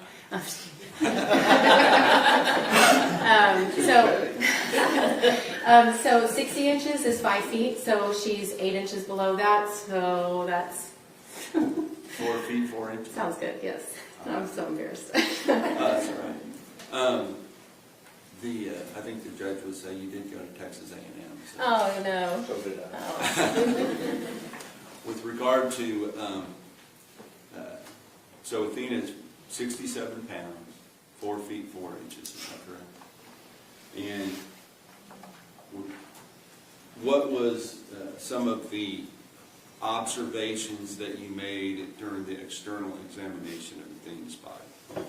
So I already mentioned that she was received naked, no clothing received with the body. There's no jewelry on the body. In addition, like I said, the surface of the body were covered with brown dirt or silt, and there was fragments of brown vegetation within the scalp hair and on the surfaces of her body. She also has what we call pruning or washerwoman changes in the skin of her hands and feet.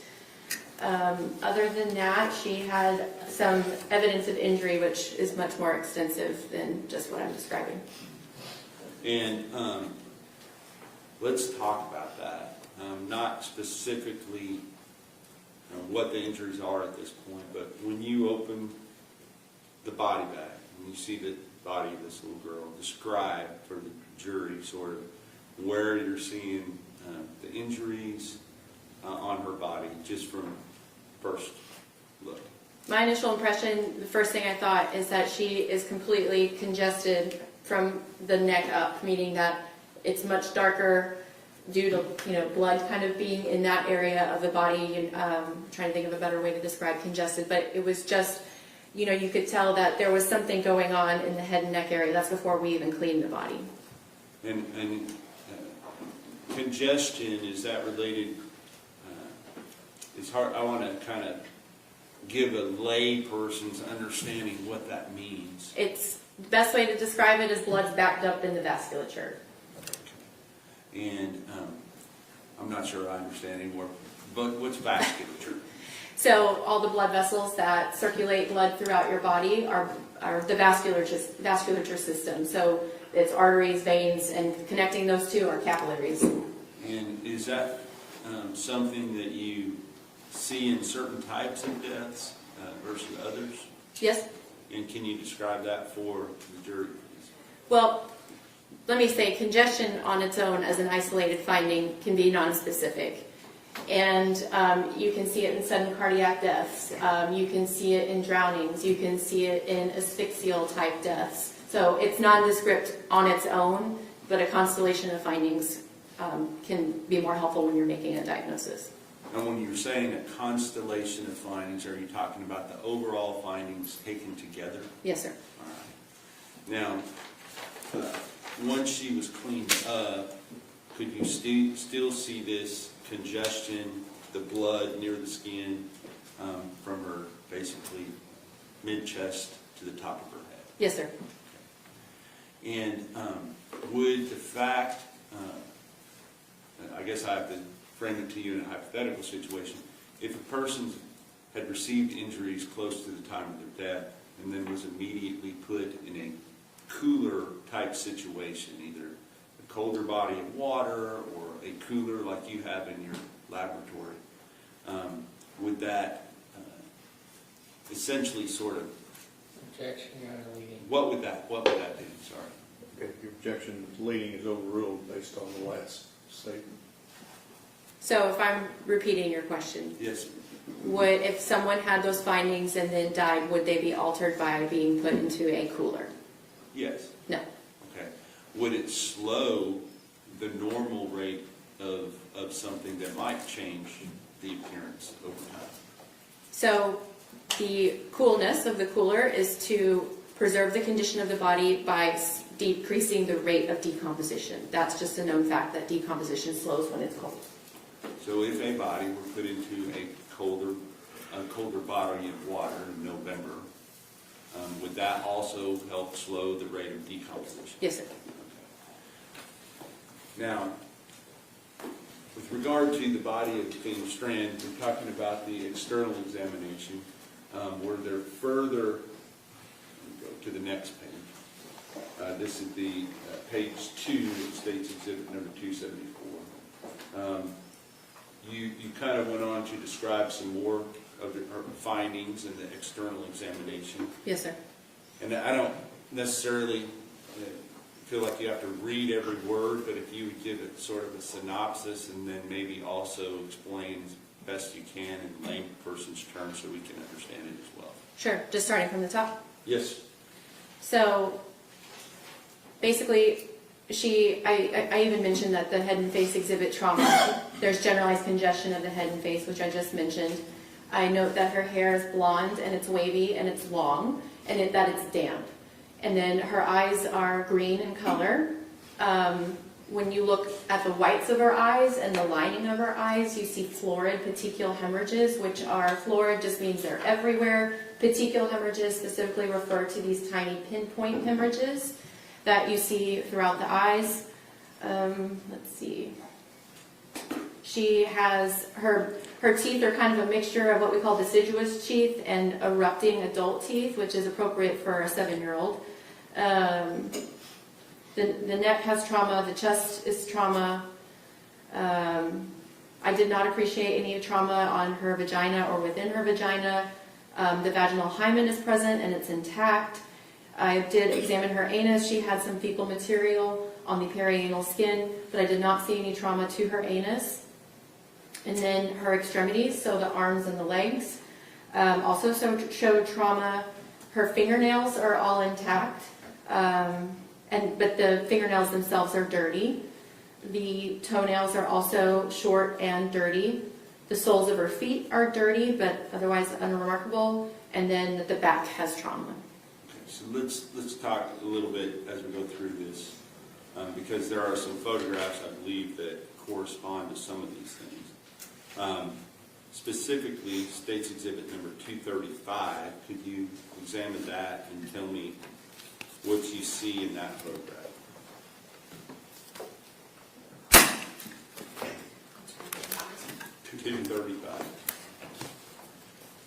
Sorry, I kind of juggled this.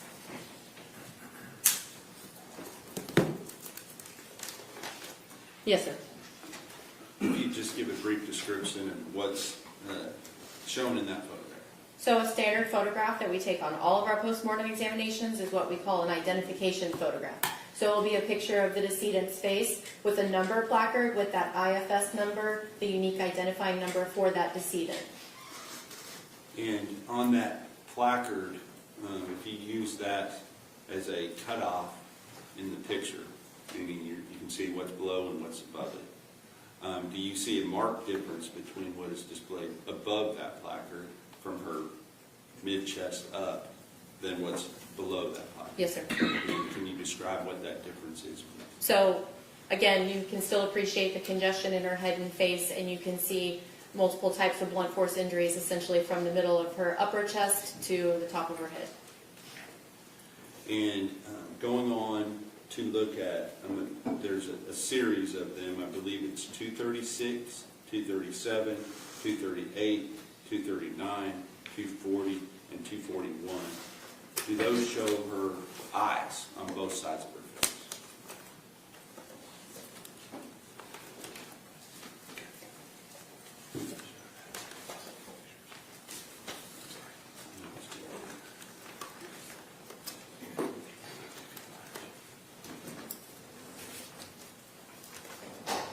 Yes, sir. And you described, I believe, what you referred to as florid petechial hemorrhages. We're not going to be showing these to the jury at this point, so can you kind of describe, as you're looking at the photograph itself, whichever photographs you think best shows it, identify that photograph and describe what you see there as the florid petechial hemorrhages. Sorry, let me.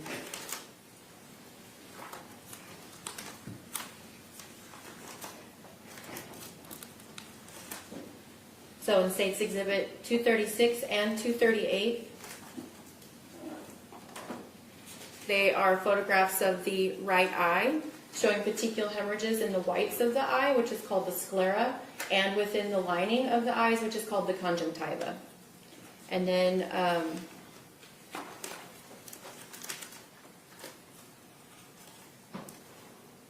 same for States Exhibit 239 and 241. And what is the significance or possible significance of finding these florid petechial hemorrhages in the eyes, such as in the case of Athena Strand? Again, as an isolated finding, can be very nonspecific. You can see them in different types of deaths. Sometimes sudden cardiac death, you can have those. Sometimes depending on what position that you die in, you can see those. So as an isolated finding, petechial hemorrhages are not diagnostic, but again, taken in a constellation of findings can be. And taken into the constellation of findings in this case, was that significant to you? Yes. In what way? Because it wasn't just petechial hemorrhages in the eyes, it was her entire face, basically her entire head, with all of that congestion. So it implies that blood is pooling in that region of the head. And what are the possible causes of that kind of blood pooling in those regions of the head? So my big concern was that there was an asphyxial component to this death. When you say asphyxial component, can you explain that to the jury? Asphyxia is a fancy word. It's a mechanism for how somebody can die, and there's different types of asphyxial deaths, because you don't just spontaneously asphyxiate. There needs to be an explanation for why it occurred. But basically it means that the body is starved of oxygen. Either the blood supply is cut off or not able to supply blood, especially to the brain or the airway, or the person is not able to actually breathe and get that oxygen into the body. So examples of asphyxial death: smothering, strangulation, mechanical asphyxia, chemical asphyxia, carbon monoxide is an example. But that's an overview of asphyxia. Understood. So you said smothering and strangulation are one of the possible... Two possibilities. Two possibilities of asphyxia. Yes. So, and you understand that in this particular case, that the defendant, Tanner Horn, has pled guilty to the offense that he was charged with. Yes, sir. And that was by causing the death of Athena Strand by smothering and or strangling and or asphyxiating Athena Strand with his hands, his feet, or his body. Yes, sir. Does that make sense, given the finding that you're describing right here? Yes, sir.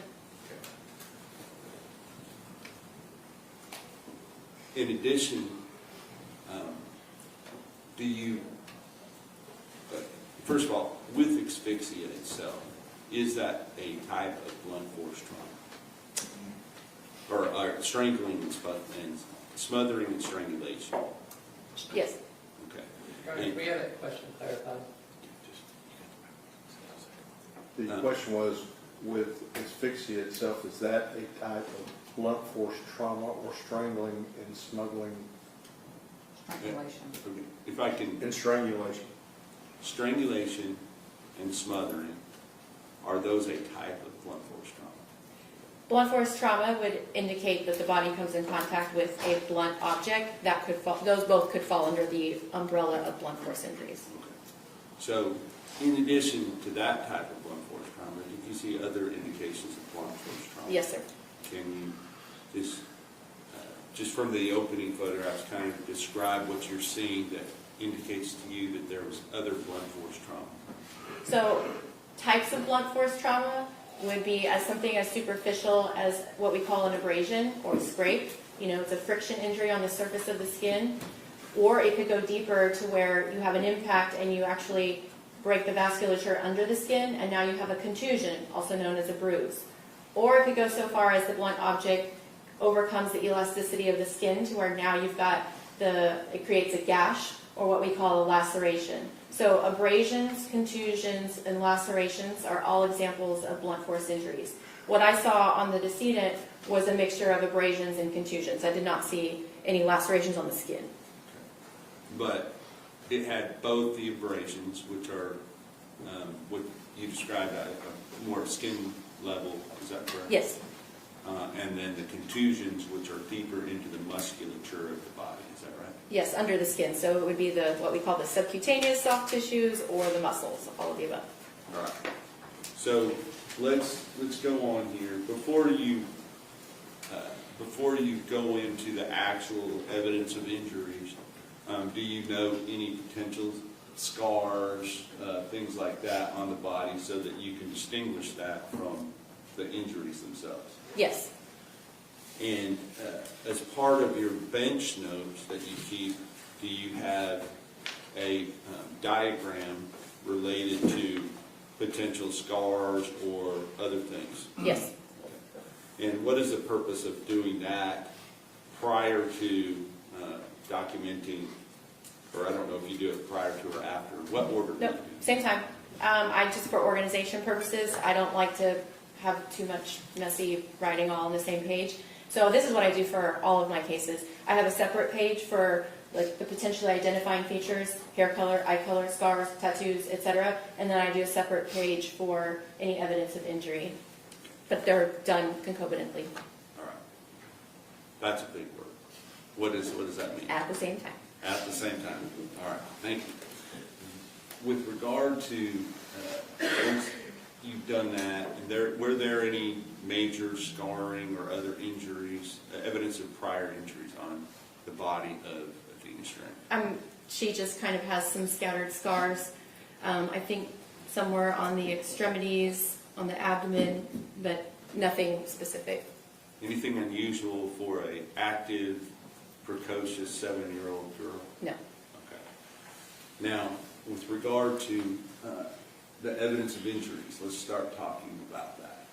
You talk in your report on the bottom of page 2, you begin with what you call blunt force injuries. Can you distinguish, just as far as terminology, what the difference is between blunt force injuries and some other types of injuries? So I described previously that a blunt force injury is when the body comes in contact with a blunt object. Contrast to that would be sharp force injuries, where the body comes in contact with a sharp object like a knife or scissors, a razor blade, etc. Those are a different pattern of injuries. We do not have those here, but just to contrast it with blunt force injuries. Thank you. Now, when you are beginning to document the blunt force injuries on the body of Athena Strand, do you start in a certain area and go other areas after that? Yes, it's my convention. I like to start with the head and neck, and then I'll move to the trunk and then the extremities. But that's just my convention. Okay. And is that something that you do on every autopsy? Yes, sir. All right. So let's talk about the head and the neck of Athena Strand. Okay.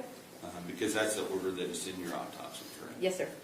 And I want you to kind of give your basic findings, and if you need to, we're going to talk about some of the photographs that go with those in a moment, but if you need to stop and explain a word, because we know we all won't understand it, if you do that, I'd appreciate it. Sure. So I'm just going to kind of read what I have written here, but for the head and neck area, so starting with on the forehead, there's a 1.5-inch focus of patterned abrasions that are on the right side of her forehead. So they're abrasions because they're a superficial injury of the skin, but they have this zigzag, almost like a tread-like pattern on the right side of her forehead. And then she also has a 3/4-inch contusion on the middle of her forehead. She has a 3/4-inch contusion above the lateral aspect of her left eyebrow. She has more of those patterned abrasions, the zigzag pattern abrasions and abraded contusions that actually go across both of her eye areas, across the entire nose, from the root to the bulb. This is the bulb of the nose for me. And also across her mid-face, including the cheeks, the philtrum, which is the space between the nose and the upper lip, and she even has it a little bit on her upper lip as well. She also has a 2 by 2 inches abraded contusion on the right temple area of her face. She has a linear abrasion that's 1 1/4 inches just below her left eye. She has a 1/2 inch pale blue contusion of the left cheek that is just anterior to her left ear. She also has a small contusion, it's a 1/4 inch, that's on the helix of her ear, which is the loopy part of your ear. And she has a 1/2 inch contusion on the posterior aspect of her left ear. And then she also has a red contusion just posterior to her left ear, kind of in this area. She has a 3/8 inch contusion of the lower left cheek. She has a small contusion, it's 1/8 of an inch on the right side of her upper lip. When you actually pull up the upper lip and you see this flap of skin that connects the lip to the gums, that's called the frenulum.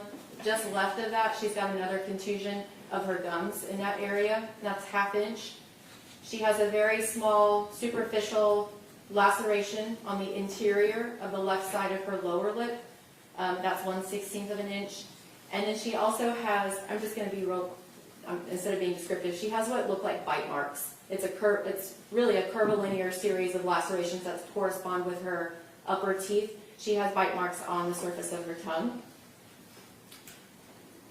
There is a 1 inch linear abrasion on the submental region of her head that's under the chin. She's got a contusion of the right side of the submental region of her head. And then she has a 1/2 inch focus and then a larger 1 1/2 inch focus where the skin is kind of a discolored gray-brown. And that also had a pattern of abrasions that is different than the zigzag pattern I was seeing on her face. This pattern is square and it looks more like a grate or like a mesh pattern, and that's on the left side of her jaw. She also has more of those zigzag tread-like patterned abraded contusions across the anterior aspect of her neck and the middle of her upper chest. And then she has a 1 3/4 inches linear abraded contusion of the lateral aspect of the right side of her lower neck. And then on the back of her neck, she has a little focus. It's a 3/8 inch abraded contusion, but there's more of those floor epithelial hemorrhages that you can even see on the back of her neck. All right, that's a whole lot. Yes, sir. Was there any area on her head, neck, shoulders, face, back of her head, top of her head, back of her back, top of her chest, shoulders, that did not have some evidence of injuries? All of those areas had injury. And can you render an opinion as to whether those came from one blow or more than one blow? No, that would be indicative of multiple impact. And I don't know if you took the time to go through and count how many times that she would have had to be impacted to have the kind of injuries that you saw. But do you have some number in mind? Multiple. Would you say you saw 10 injuries, more than 10 injuries? That's the answer, Your Honor. Sustained. All right, so we're going on to the next. Well, let's talk about the photographs first, okay, with regard to these injuries. State's Exhibit number 242 and 243. What area of injuries are we looking at in those two photographs? I'm sorry, you started with State's Exhibit 242 and ended where? And 243. Just Just those two.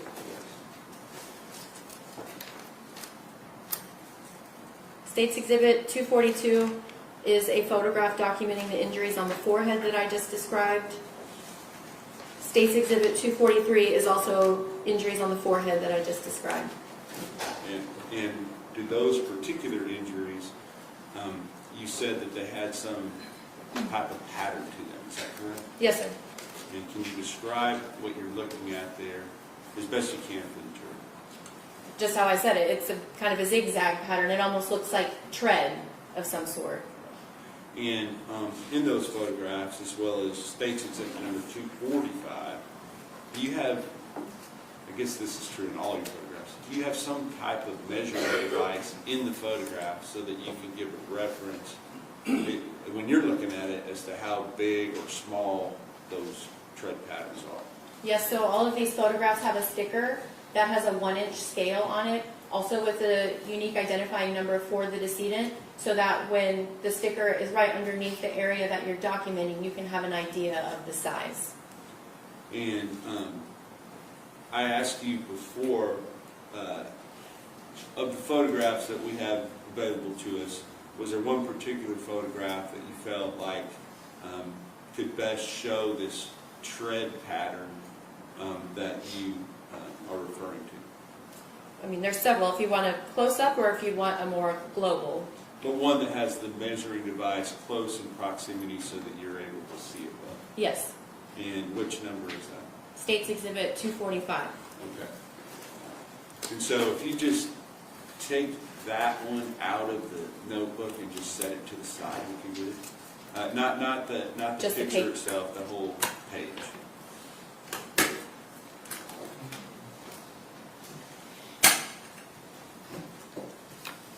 We'll leave that for now. Okay. I'll come back to it in a little while. Now I want you to talk about well, first of all, what does State's Exhibit number 245, what part of her body does that show, and what do you see as to describe it to the jury? It's primarily her face, and there is the sticker I was just talking about with the scale. It's just under her lower lip, so you can just see all of the injuries that I previously described that are on her face. And this tread pattern that you're observing, did it appear to be like one single placement of that tread pattern, or more than one? More than one. Okay. And is there a difference, in your opinion, to stomping injuries versus pressing injuries? Yes. And can you tell the jury what that is? So, in my opinion, it would be stomping is with the foot, but has force to it, whereas pressing, I mean, that doesn't necessarily have to be the foot, but pressing means it's just held against the surface of the body, not with any sort of force. Okay. Well, I'm trying to determine, you say not with any sort of force, does it take some force? Some degree of force, correct. In order for these injuries to be visible? Yes. Okay. But would you expect other associated injuries if it were stomping versus pressing? Yes. And what would those associated injuries be? I mean, I would think that especially if it was on the face, you have a lot of delicate bones that are in the face, so I would expect there to be some fracturing with a stomping injury. Are these injuries considered by you to be abrasions or contusions or a mixture? Mixture. Okay. And kind of explain, as you're looking at it, where do you see abrasions, where do you see contusions? On this photograph, Steve. Oh, on this photograph. So on State's Exhibit 45, again, it's all of those types of injuries that you see primarily just in the face area, the forehead, the nose, both eye areas, cheeks, and even the lips.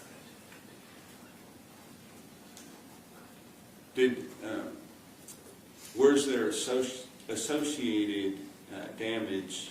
You say contusions goes into the musculature. Yes. Is there contusions associated with these injuries in her face itself? Not from this picture.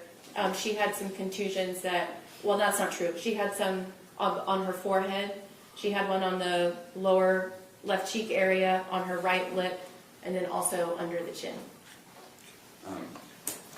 With regard to, let's go on to State's Exhibit number 246 and 247. 246, 247, could you describe what those are? These are both photographs of the right side of her head. 246 is kind of further away. 247 is more up close. and you can see the blunt force injuries I described previously that are on the right side of her head. And on the right side of her face, as well as on the front of her face, did she have this same tread pattern that you can see in the photographs? Yes. Now going on to State's Exhibit number 248, and I believe this, we've already looked at 244, but 248, does that show the other side of her face? State's Exhibit 248 is the left side of her face. And then I think it was 244, which is that also the left side? That's the left side of her head, so you can kind of see it's further away than 248, which is more up close to the left side of her face. And you described some of the contusions, I think, were on that side of her face. Yes, sir. And for a contusion rather than abrasion, is it more or less force that is generally needed to cause a contusion versus an abrasion? More. Okay. Now, on that same side of the face, you described, and I'm referring you to State's Exhibit number 249, you described something around or associated with her left ear. Yes, sir. Okay, could you describe what that is? So she had a, let me find it in my report.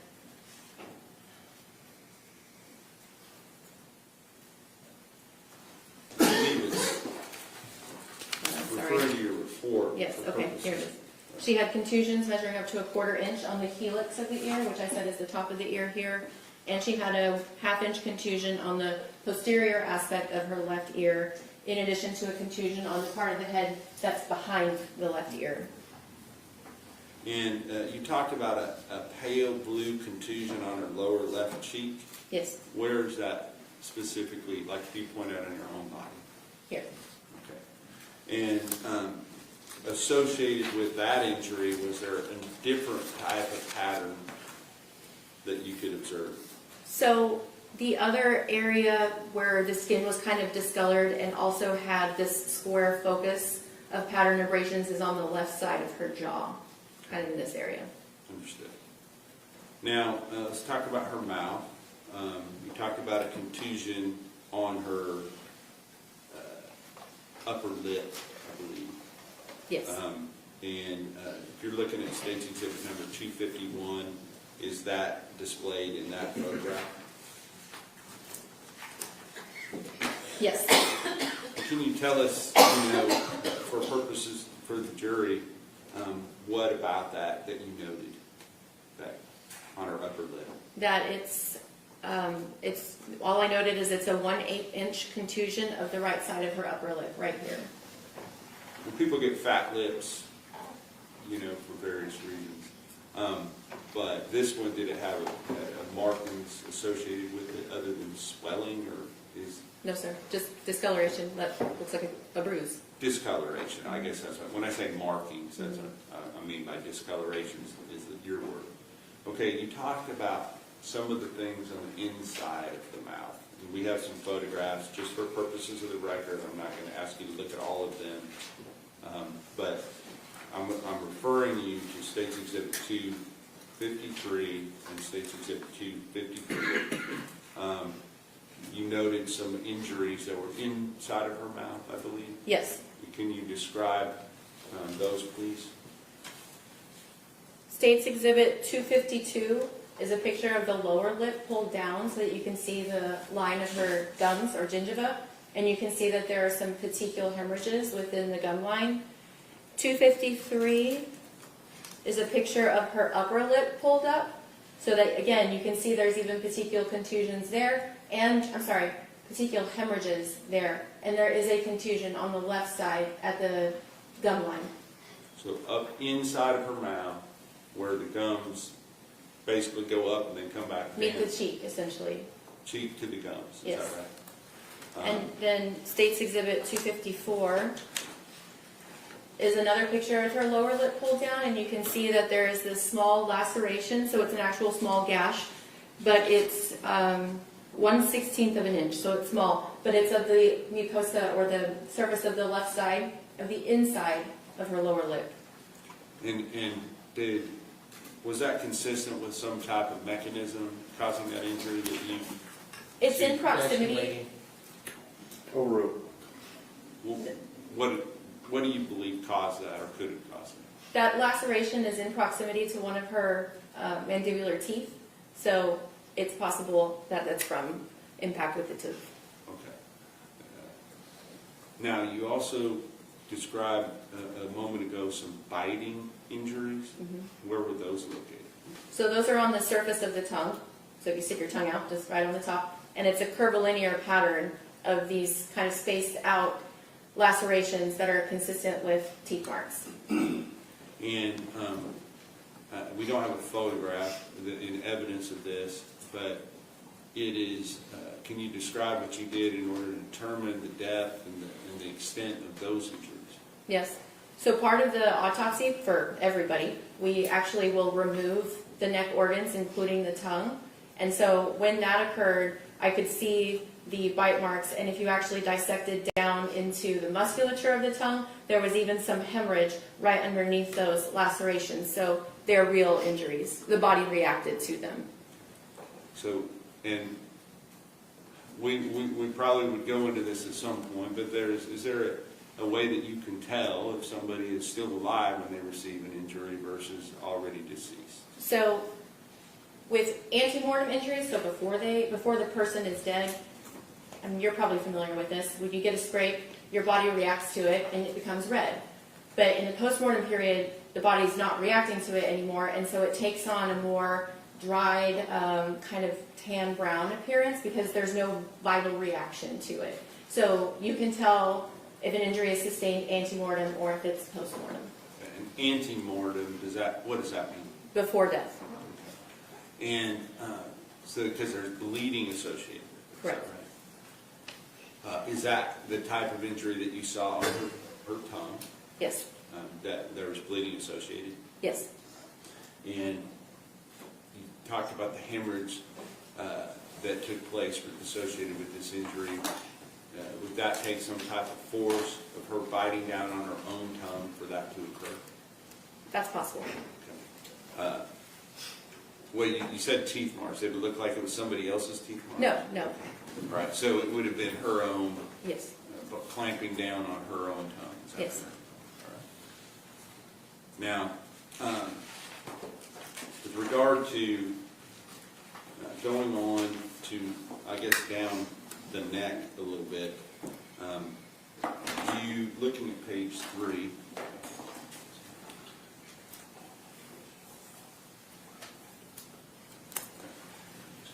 Good point.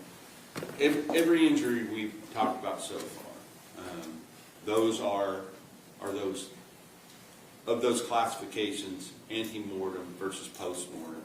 Can you tell us what those injuries are? Antemortem. So prior to death. Yes. All of those blows Yes. on her head, her face, her shoulders, her neck, back of her head, top of her head, all occurred antemortem. Is that right? Yes.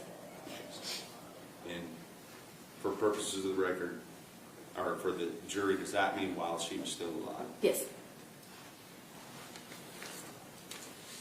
Looking at page 3,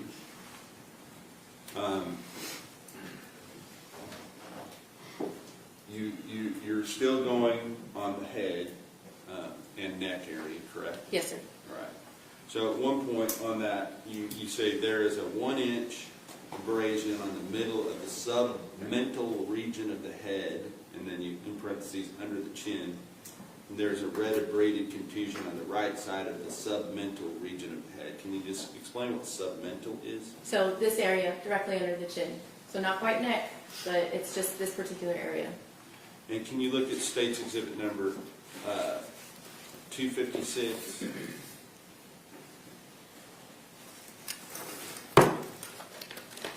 Yes. And is that display the injury we're talking about? Yes, sir. And can you describe for the jury what you're looking at, please? So this picture is of directly under the chin, the submental region of the head. The little marker with the case number and the scale is right underneath it. And what you can see is that 1-inch linear abrasion that's on the middle, and then you've got an abraded contusion right next to it on the right side. And then, we already talked about 250, you said there was a pattern abrasion on her left lower jaw line, is that Yes, correct? correct. Different than the zigzag pattern. Yes, sir. Going on, you stated there is a diffuse band-like distribution of zigzag tread-like pattern of braided contusions extending across the anterior aspect of the neck and upper chest. Yes, sir. Can you describe, or in layman's terms, explain what that means? So the same kind of zigzag tread-like patterns that I described on the face, you can also see across the anterior aspect of the neck and even just into the upper aspect of the middle of her chest. And are those something that is difficult to see, or is it something that is plainly apparent to you?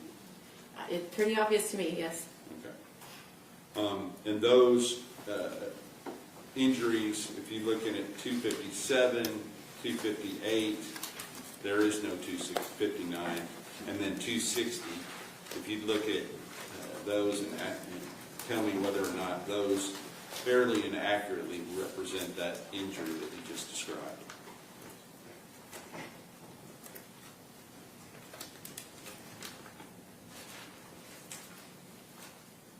Did you say 260 as well, or just 250? Yes, 257, 258, and 260. Yes, sir.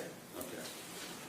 On 260, do you see a little bit more defined area on part of that photograph that is not necessarily part of the zigzag pattern, but is something that you noted? Yes. Can you tell us about that? So this picture, you can see the zigzag pattern across her anterior aspect of her neck and middle of the upper chest, and then there's also what looks like a contusion kind of right here at the kind of at the base of the right side of her neck, almost the anterior aspect of her right shoulder. Is it, and when you say contusion, is that something that you then, during your internal examination, determined that that was below surface level? Yes. Okay. And were there other contusions across her neck and chest area, clavicle, that were different from the zigzag patterns? Just that they weren't patterned, but you had abraded contusions, abrasions, contusions, all in that area, yes.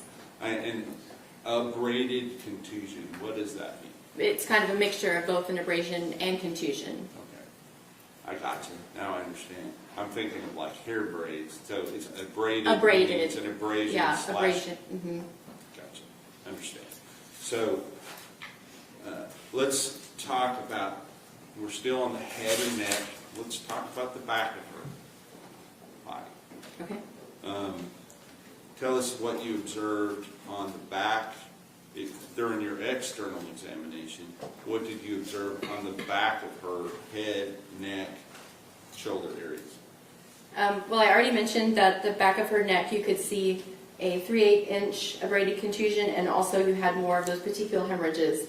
But then on the back, you have a mixture of contusions and abraded contusions, and then you also have these area of confluent abrasions that actually have a different appearance than everything else. They have a more post-mortem appearance. Okay, so there, on the back itself, there was some antemortem And post-mortem. and postmortem. Okay. And for those injuries to occur, would there have had to have been some type of force?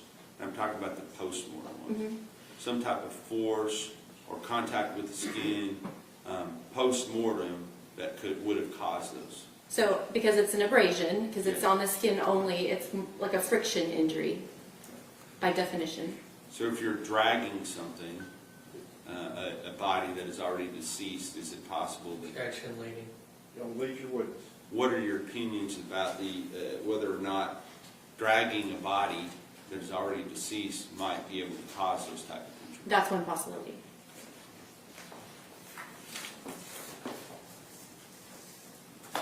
You talked about a palpable hematoma within the soft tissues of the face. Yes. But no fractures. Kind of talk to us about that.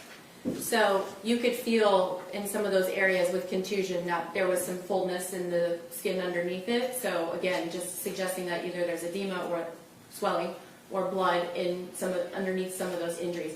But I did not appreciate palpably or even on x-ray any fractures of her facial bones or her skull for that matter.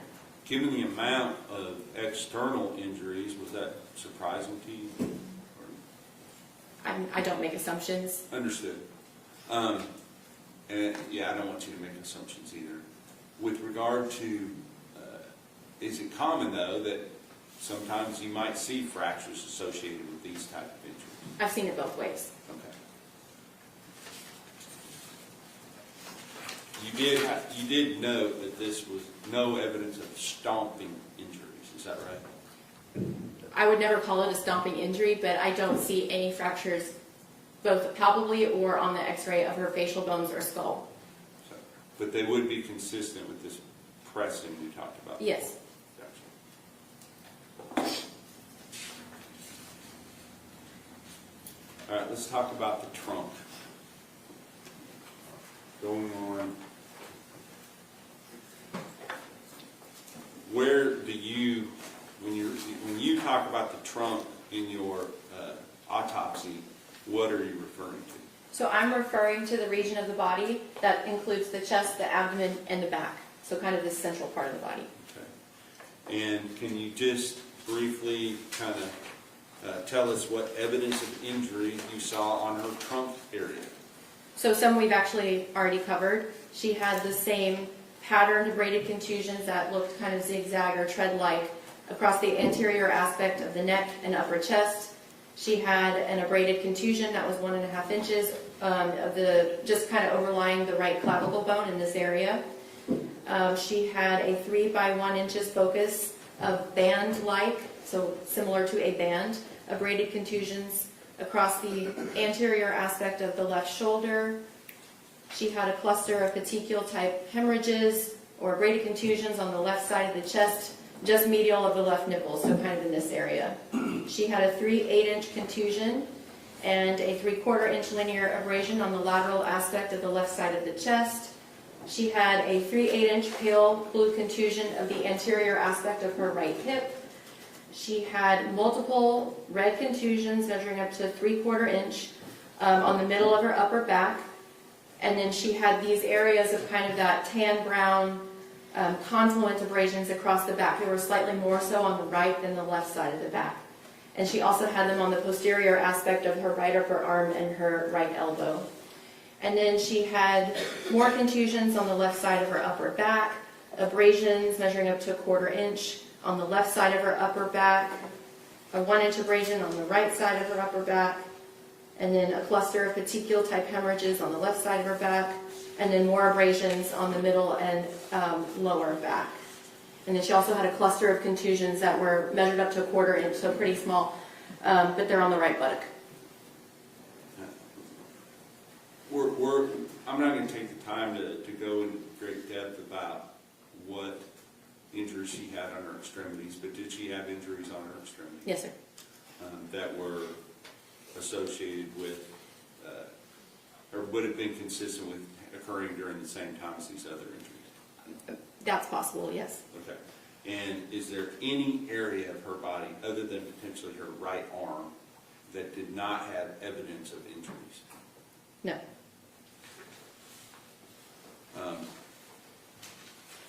Those photographs that we're referring to as far as the trunk goes, if you look at 260, I think we've already talked about that, but look at 264, 265, did those show some of those injuries?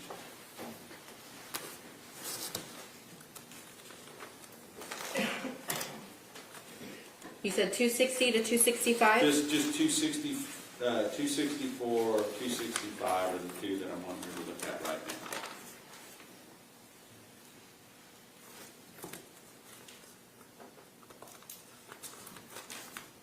Yes, sir.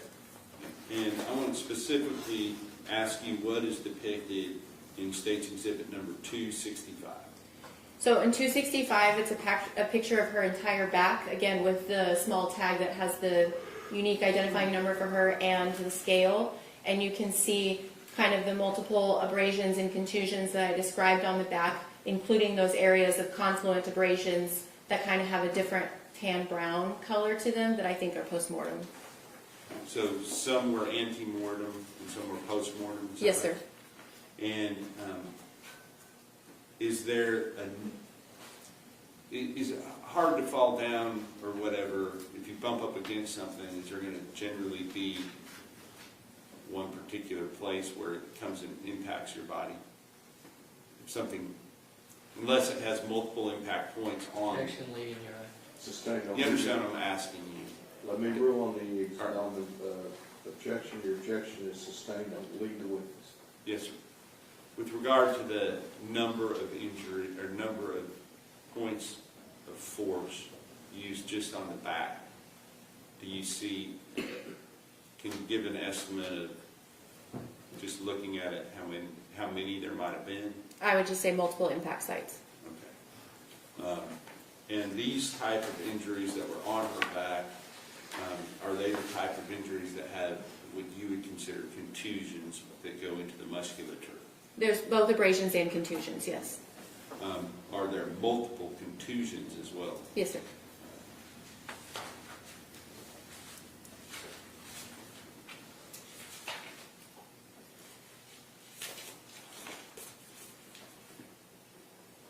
You're right.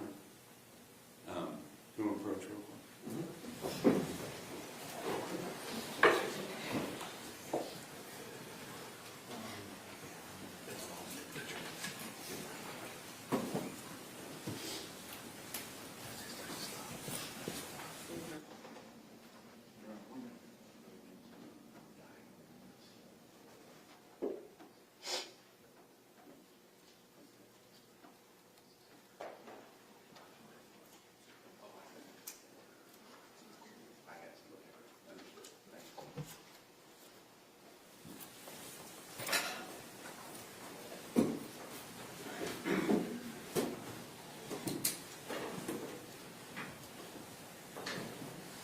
So looking at the rest of your autopsy, right now we're on page 3, looking, that continues on to page 4, and you talk about evidence of asphyxia. Yes. Okay. Because ultimately, what was your conclusion as to the cause of death in this case? So the complete statement I made for cause of death, she died as the result of blunt force injuries with smothering and strangulation. And so are smothering and strangulation a form of asphyxiation? Both are, yes. Okay. And so evidence of asphyxia goes to that conclusion, is that right? Correct. And so if you would kind of explain for us we've already talked, I think, about the generalized congestion, but other things that went into your opinion that for the evidence of asphyxiation. Yes. So again, she has generalized congestion of the head and face. She's got petechial hemorrhages in her scalp, in her facial skin, in both of her eyes, in the gingiva, and even on the posterior aspect of her neck. And she also has petechial hemorrhages on the skin behind both ears. And then she also has florid petechial hemorrhages within the skin of the anterior aspect of the neck and upper chest. And then also, not to forget, she has those patterned abrasions, abraded contusions that go over the middle of her face, including her nose and mouth. And so what would you call it if you have something where a person's airway is blocked? Is that smothering or strangulation? Okay, so smothering is with the upper airway, the nose and the mouth being covered. Choking is the airway is occluded by like an object, or just something within the back part of the oral cavity. Strangulation, however, means that there's pressure on the neck, and you have the airway and the vasculature in the neck.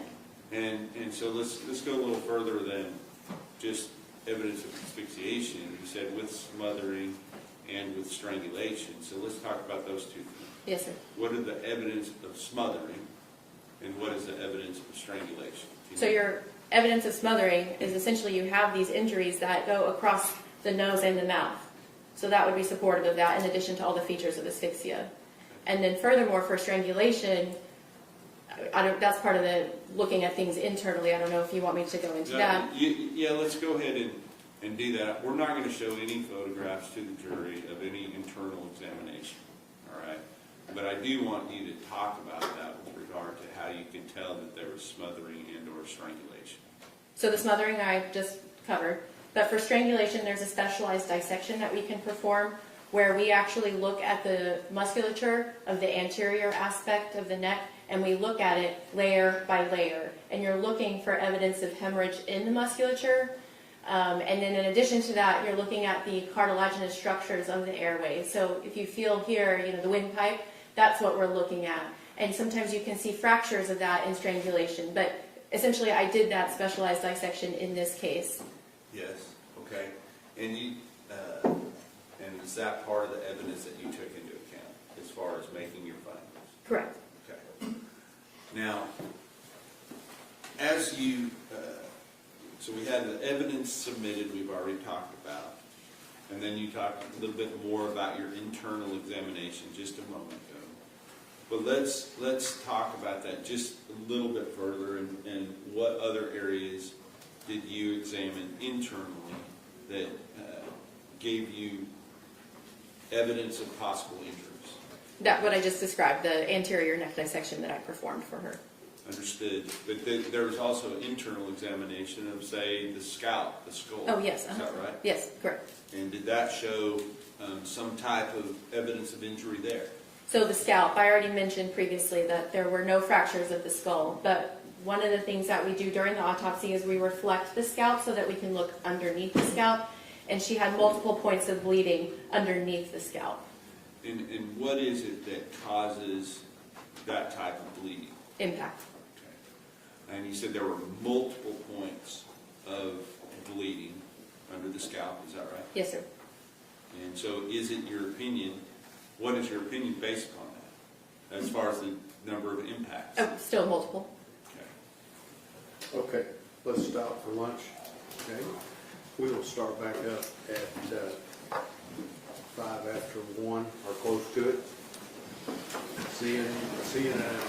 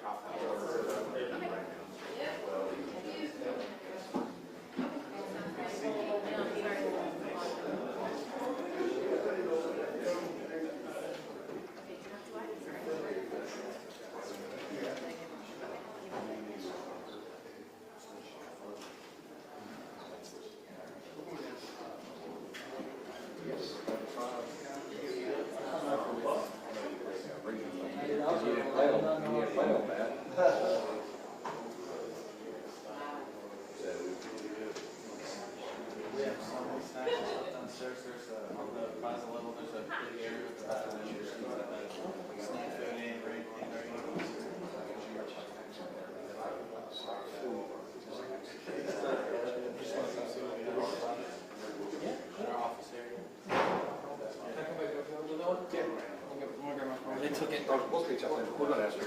Yeah, please. I forgot he didn't get to bring his phone in. Nope.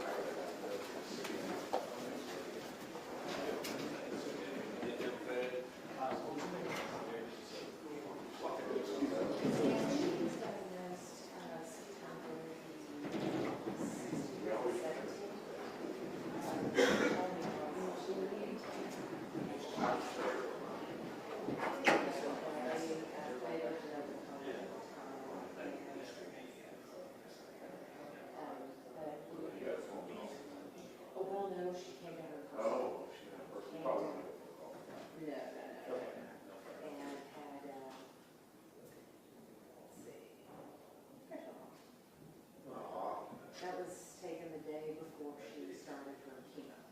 Okay. And so she started chemo October 5th, which happened within my father's 70th birthday. So all these days all work together. So then she was gone within months. It was skin cancer. But, There's no status, it's skin's organ. yeah, but it was malignant melanoma. Okay, yeah. And she thought that they did a little biopsy on her shoulder and thought they got it all. And she was came it up with her neck.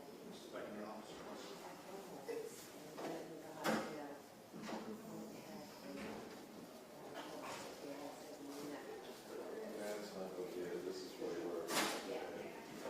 There she is.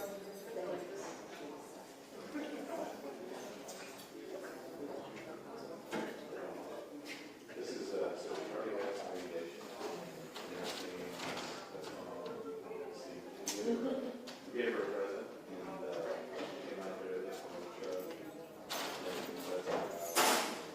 Started on that, her hair had come back, but it came back really gray, really mad about it. She hated that actually.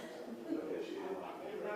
So, My mom was always blonde, but when she lost her hair, she lost the blonde and she had a fine set of red hair underneath it. So there's Wow. nobody can understand how I Well. got my coloring and so now we do. I tell you, it was weird because when we brought her home, it was February the 26th. Did you do hospice? Or, yeah. Or you did too? And she sat, she always loved to read, so she sat in the little nook that overlooked the front yard. They lived on 12 acres. So they had all these animals there that Dad had planted a bunch of flowers. The last tulip bloomed the day she came home.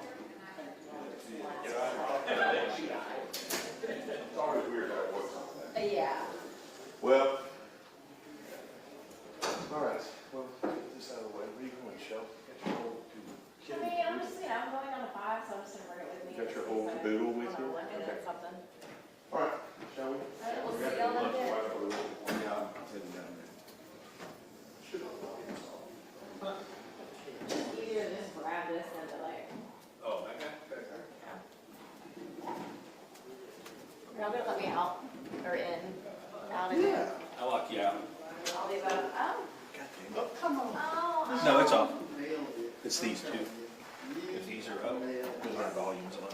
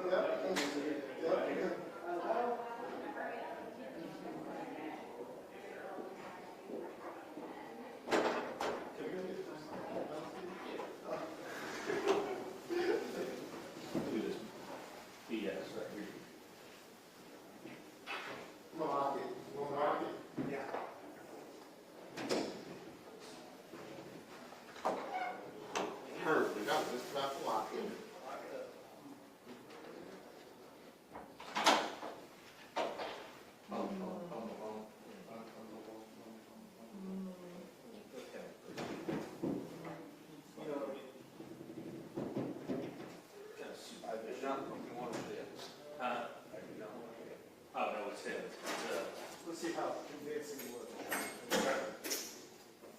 Not so much. You couldn't do that. Yeah, all you need to do is a fucking faithful.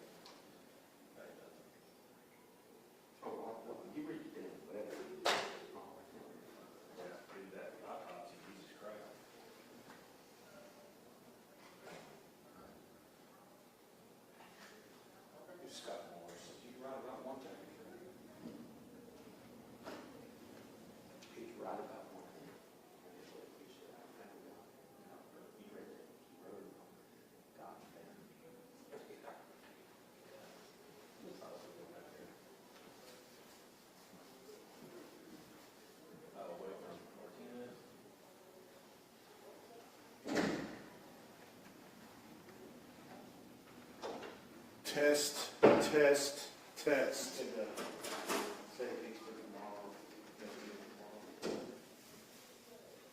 Because he's not gonna get dinner. Yeah, put them in the fridge.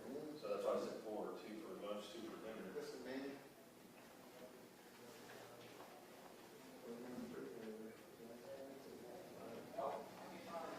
Well, now what? Here's Judge, earlier today, you went to go, I think you went to the dairy or something, I'm not sure what you went to go do. Oh, you went to get your water bucket. They approached the bench. Hey, this volume's still on. Hold on, don't leave. Volume's still on. What did he say? Oh. It should be on. I just said test 3 times and Donna said, she heard me say test. But it's like a, It should be on. You put the 2 down? these two, the main. Don't say anything, we gotta get that guy back in here. Is he out here? Here's the.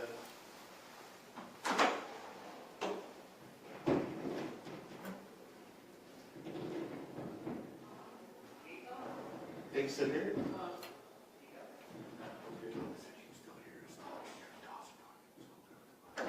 Yeah, what is his?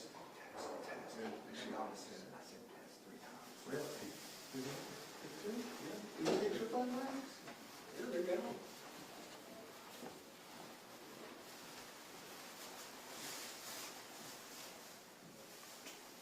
Because those, Mm-hmm. I mean, I know it's on a delay.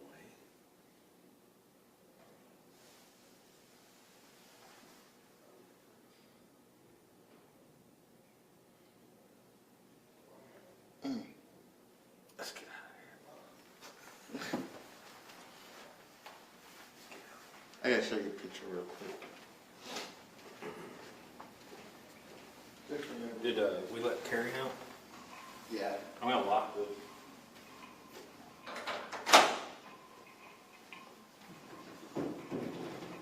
Well, the audio, they're saying that it's on.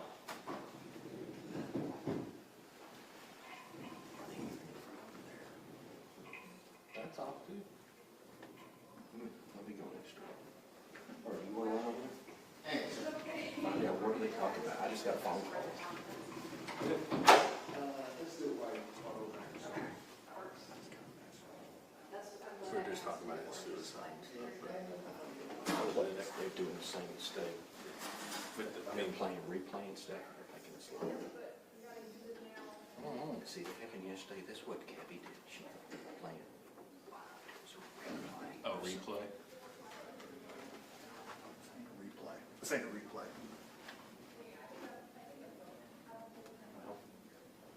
Do we have this number?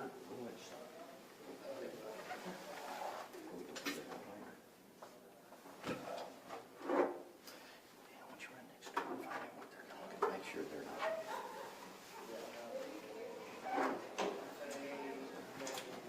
Hey, David.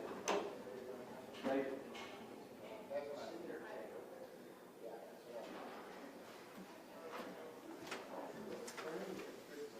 Send the tech over, let him kill it.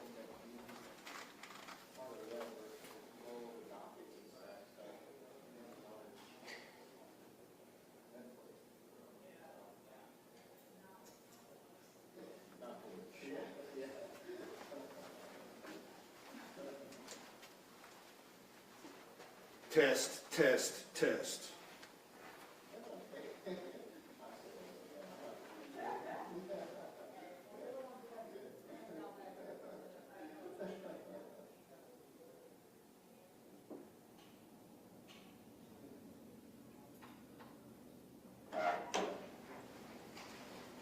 There's no audio.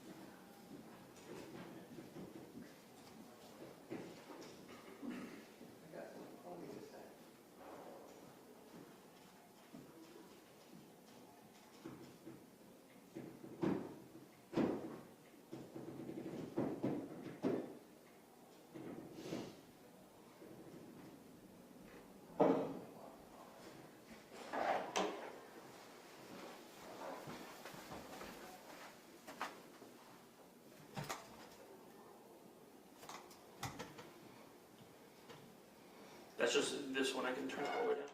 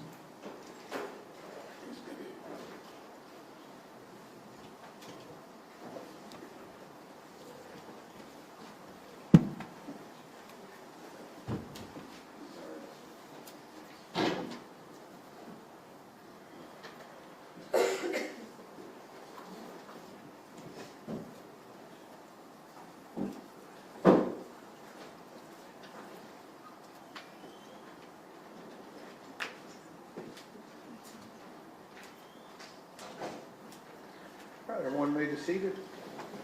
Good afternoon. Mr. Berry, you may continue. Yes.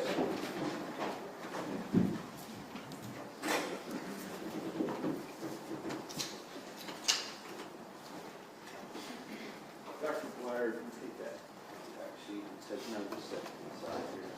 And then you have the one that you removed, right? Hand me the book. Thank you.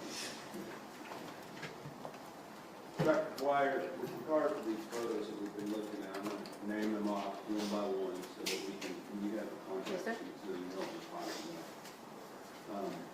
State's exhibit number 231, 232, 233, 234, 235, 236, 237, 238, 239, 240, 241, 242, 243, 244, and then the one you took out was 245. Yes, sir.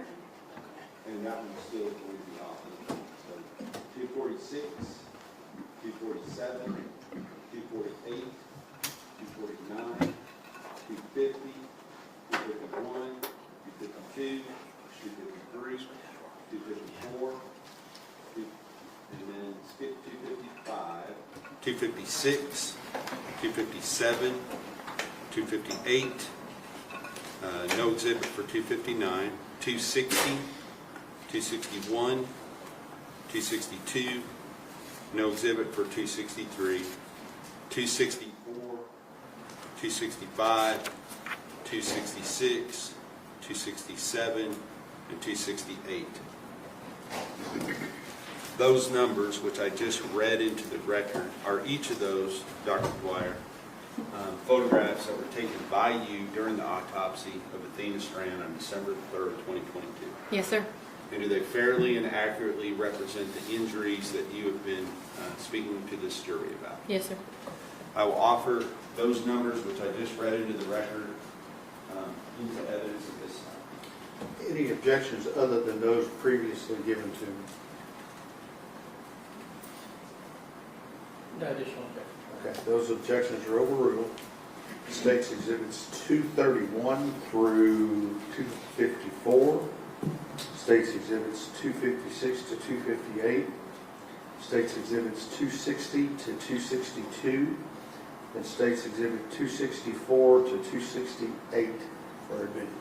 Thank you. Hand these back. Thank you.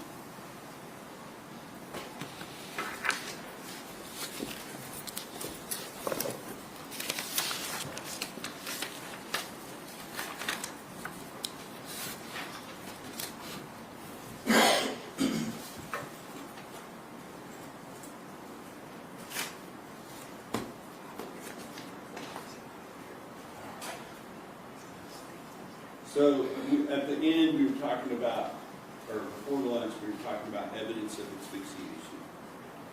I believe we've already offered into evidence these different items that were gathered during the autopsy. Yes, sir. Then you had the internal examination, and you talked about the, what did you call it with regard to the neck, tissues around the neck? That's a specialized dissection, the anterior neck dissection, which was included in the description for evidence of injury. Okay. And then you talk about the head. Let me go on to the next page, which is page 5. Tell me about the findings related to the head, if there's any additional findings that are relevant as far as this is. So conventionally, with my autopsy reports and how our office organizes them, all of the evidence of injury will be in a section called evidence of injury.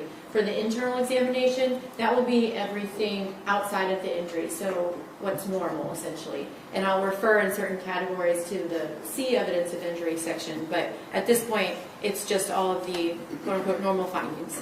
Gotcha. So those are not things that would indicate any additional injuries other than what you've already described in the earlier part of the autopsy? No, sir. So we're going on to page number 6. What are we looking at here in the middle of page number 6? So during the autopsy, we will collect fluids for postmortem toxicology testing that is done in our laboratory at the Southwestern Institute of Forensic Sciences. I do not personally perform the tox analysis, but the results of their report will be incorporated into the autopsy report. And essentially, were there any findings? Negative for everything. Right.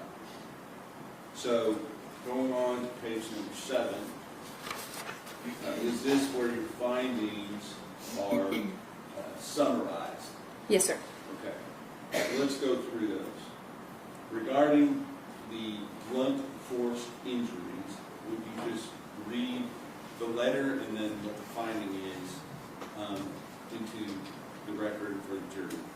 So capital letter A are numerous abrasions and contusions of the head, neck, trunk, and extremities, including patterned abrasions and abraded contusions across the midface, anterior neck, and upper chest. Then moving down to capital B, focal lacerations of the lip and tongue mucosa. Capital letter C, acute subscapular hemorrhages. Capital letter D, acute intramuscular hemorrhages within the bilateral temporalis muscles.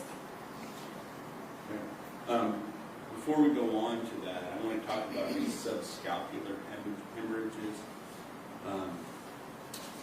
Was there any, when you're looking at somebody's head, how do you describe the front, the back, the sides? So we have whenever we're describing injuries in general, we follow what's called the standard anatomic position. So if you picture the standard anatomic position would be you facing me, arms at your side, but your hands face forward. And that's how we determine direction in a standard process. So front of the head would be the forehead, back of the head is the back, and then right and left. But it would be the person's right, not your right as you're looking. That's correct. Was there any of those areas that did not have some type of subscapular hemorrhages? I would say that there was relative sparing of the right temporal scalp, which is this area. Otherwise, you had subscapular hemorrhages under the frontal scalp, the parietal scalp's at the top of the head, and the occipital scalp is the back of the head. And did those come from one or more than one individual impact? That would be multiple impacts. Now, with regard to the evidence of smothering and strangulation, I think we've covered that pretty good so far. Is there anything additional regarding that you bring to the attention of the jury? No, sir. And then you have this number 3. What is the number 3 thing? So, again, by convention, we typically will include some circumstantial information to the case. That's usually how we kind of end our findings. And in this instance, I noted per report the decedent was found dead and naked in a river. And then as far as the ultimate conclusion, conclusion. Would you read that, please? Based on the case history and autopsy findings, it is my opinion that Athena Strand, a 7-year-old white female, died as a result of blunt force injuries with smothering and strangulation. And then regarding the manner of death, Homicide. and can you explain how homicide is different from other types of death? So let me just, I think it's easier to sometimes define what's cause and manner of death. Ultimately, the reason why I'm doing an autopsy is I'm trying to determine why this person is dead, and I'm going to make a conclusion about the cause and manner of death. Cause of death is the injury or the disease that resulted in the person's death. Manner of death tells you how that comes about. So cause of death is free text, it's more wordy typically. Manner of death, you only have 5 options: natural, accident, suicide, homicide, or undetermined. Based upon the injuries that you observed on Athena Strand, do you have an opinion as to whether or not she suffered pain and suffering as a result of these injuries? Objection, Your Honor, be honest with your testimony. I'll let her answer. Honestly, yes, I think she did. Now I want to talk to you a little bit more about a specific picture, that one that we pulled out. Okay. And I'm going to show you some other photographs that have already been admitted into evidence. Oops, sorry.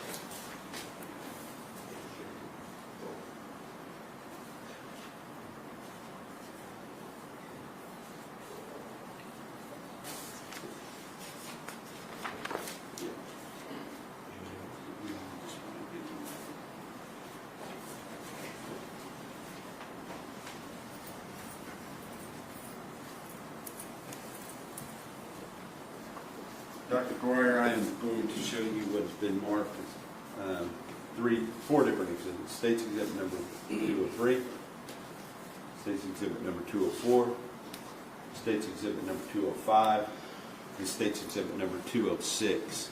And I want you... I'm sorry? Excuse me? Oh.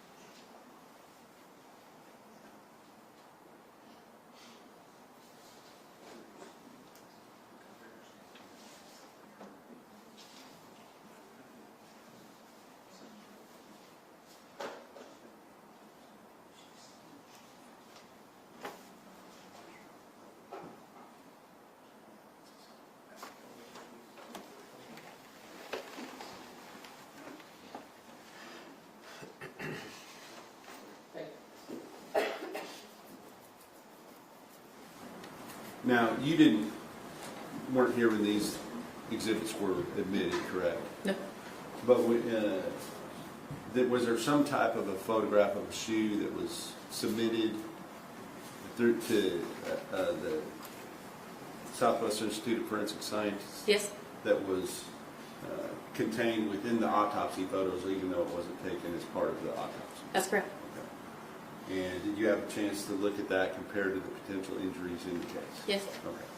Now, I think we're going to just use number 206. Okay. And I want to just discreetly, if you would, just pull. Can she step down, Your Honor? Yes. All right. Mr. Coble, if you or Ms. Anderson need to move, you're welcome to go over to the jury. Thank you. Well,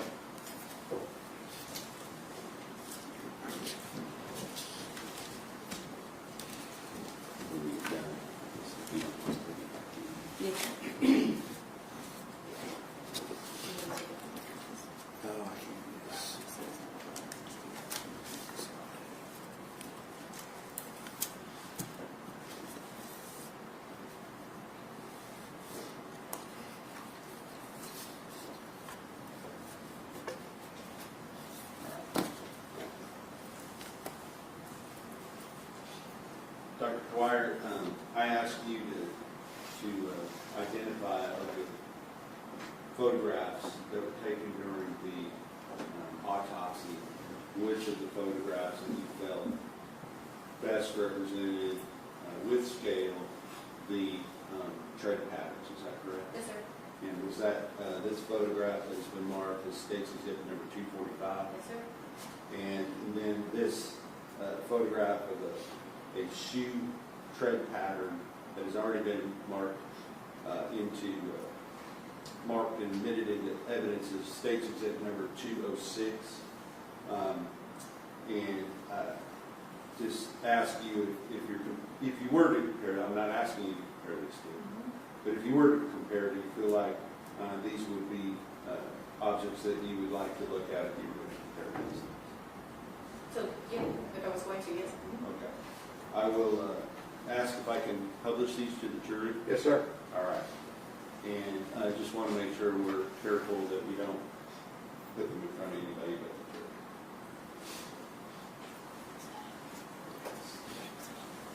Thank you. You can read it.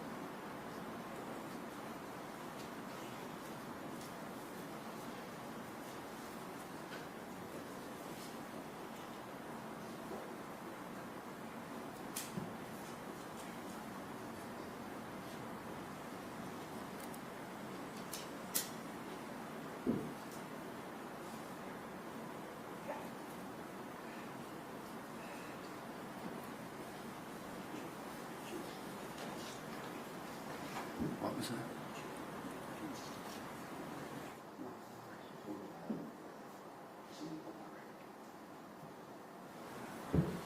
There was it.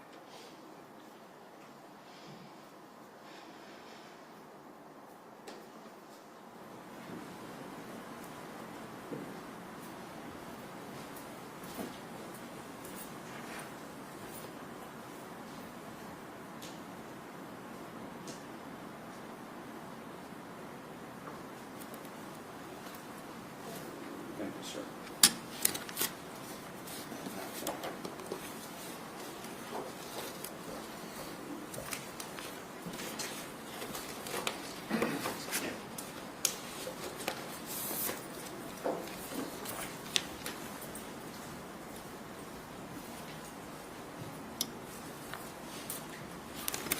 May I publish a portion of State's Exhibit number 272? I'm sorry, 270 what? 272. Okay.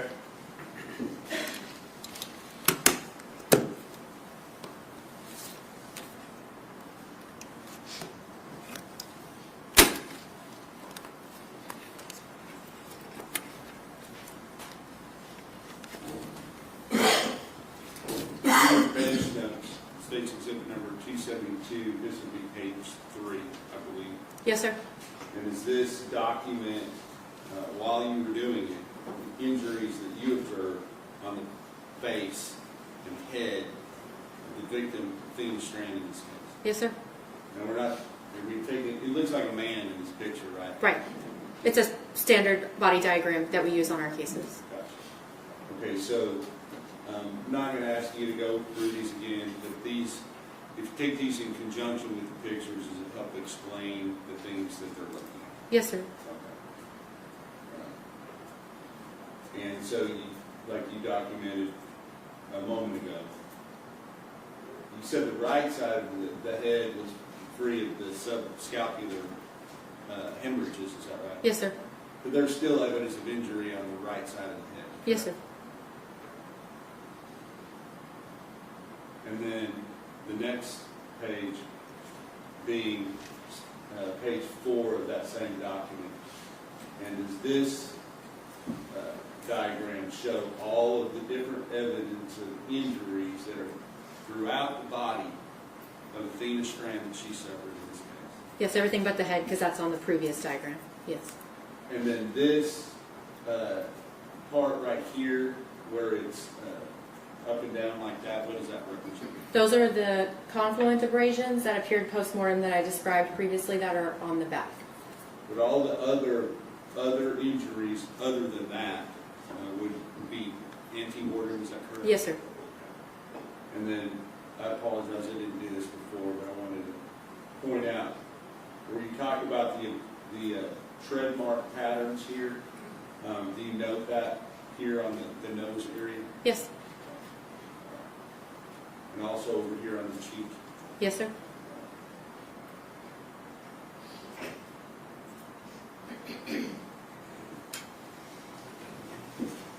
Absolutely.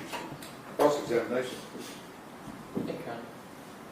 Good afternoon, Dr. Barnes. Good afternoon. Thank you for coming in today. I just want to follow up with a couple of things, and you have, forgive me if you've already testified to me.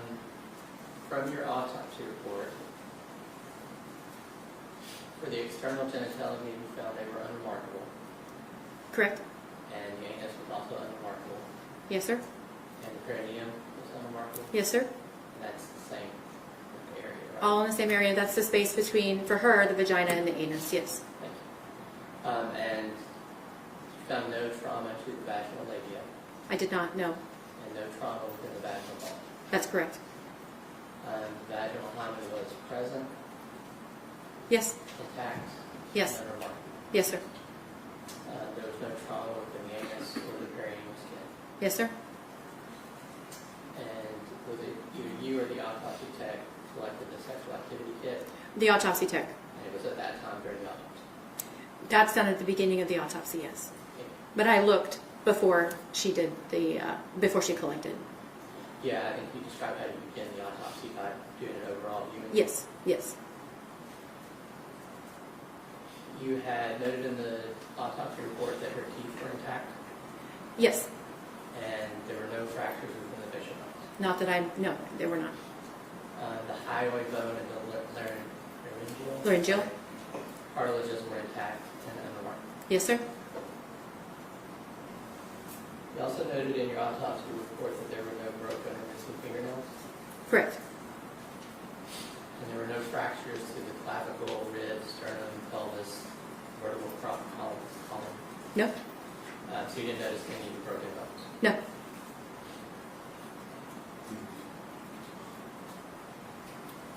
And you are not a footwear expression analyst. No.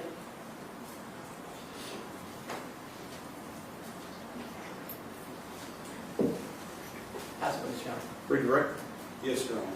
What, if any, effect would it have, or do you know, what, if any, effect it would have for a person who was sexually assaulted, if they were unconscious or even deceased? Would the findings be different than they would be if they were conscious? Okay, so you said conscious or deceased. I mean, I conscious said is... unconscious. Unconscious is still not dead, though, Yes. versus dead. Again, it's kind of back to the same ante-mortem versus post-mortem injuries, in that if you had an injury and there was a lack of vital reaction or inflammation or hemorrhage, you would presume that if it was there and didn't have those qualities, that it would be post-mortem. The point is, I didn't see any injuries to her genitalia. Understood. And just because there's no physical trauma, does that mean that some type of sexual contact or sexual assault could not have taken place? That's correct. That the lack of injuries does not mean that there's a possibility that sexual assault did or did not occur. Thank you. No further questions. Mr. Coe?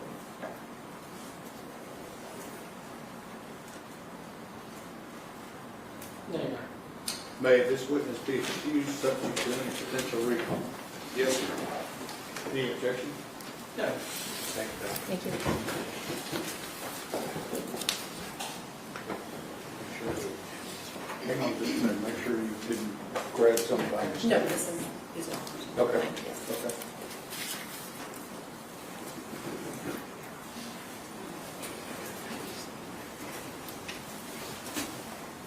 Who do you have next? Your Honor, I believe that we're going to be looking at Joseph Thomas, but we may need to have a hearing outside the President's before we start this case. Okay, what did you say the name was? Joseph Thomas, Jail Administrator. Okay. All right, you retire to your room, I'll call you right back.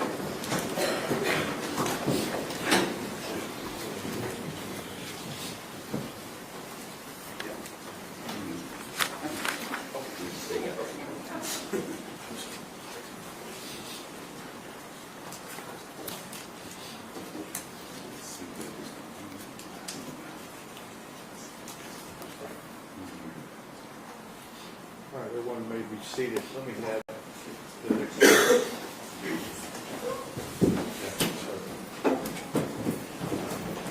Can I get actual exhibit stickers for these? Okay, I'll try to line that. 42, 44, 45. We marked them, but you gave me exhibit stickers, but I put them on the transcripts, not on the actual. So I need new ones. Okay, so you're going to remark it. Yeah. So it's 42, 44, 45, 48, 40.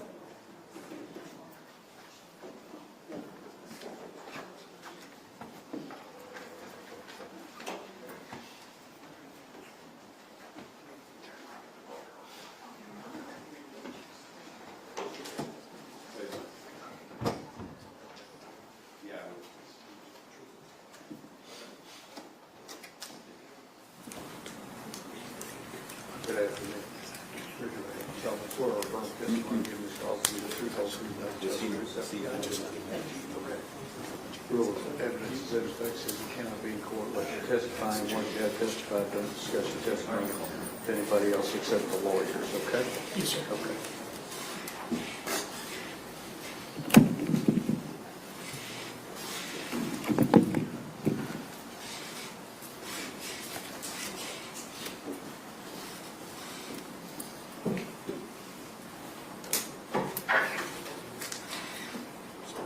Here.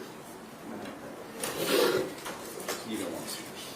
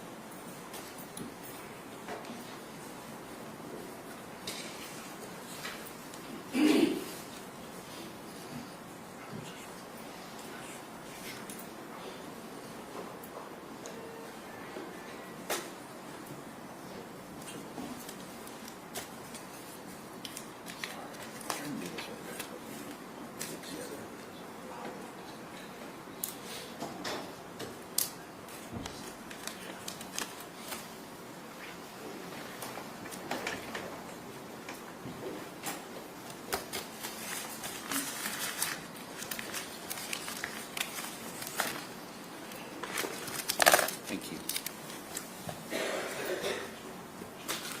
287 What did you all 287 through the, Oh, we just remarked these. so what are they being? They're around the 42. Okay. Okay, so you want to play the entire?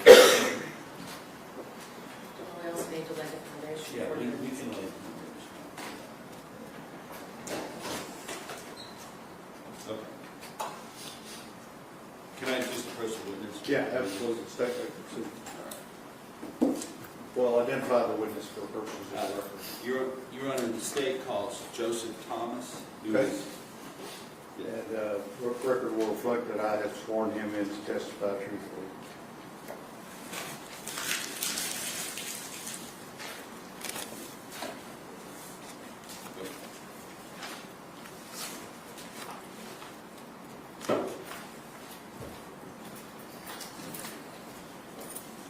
Mr. Thomas,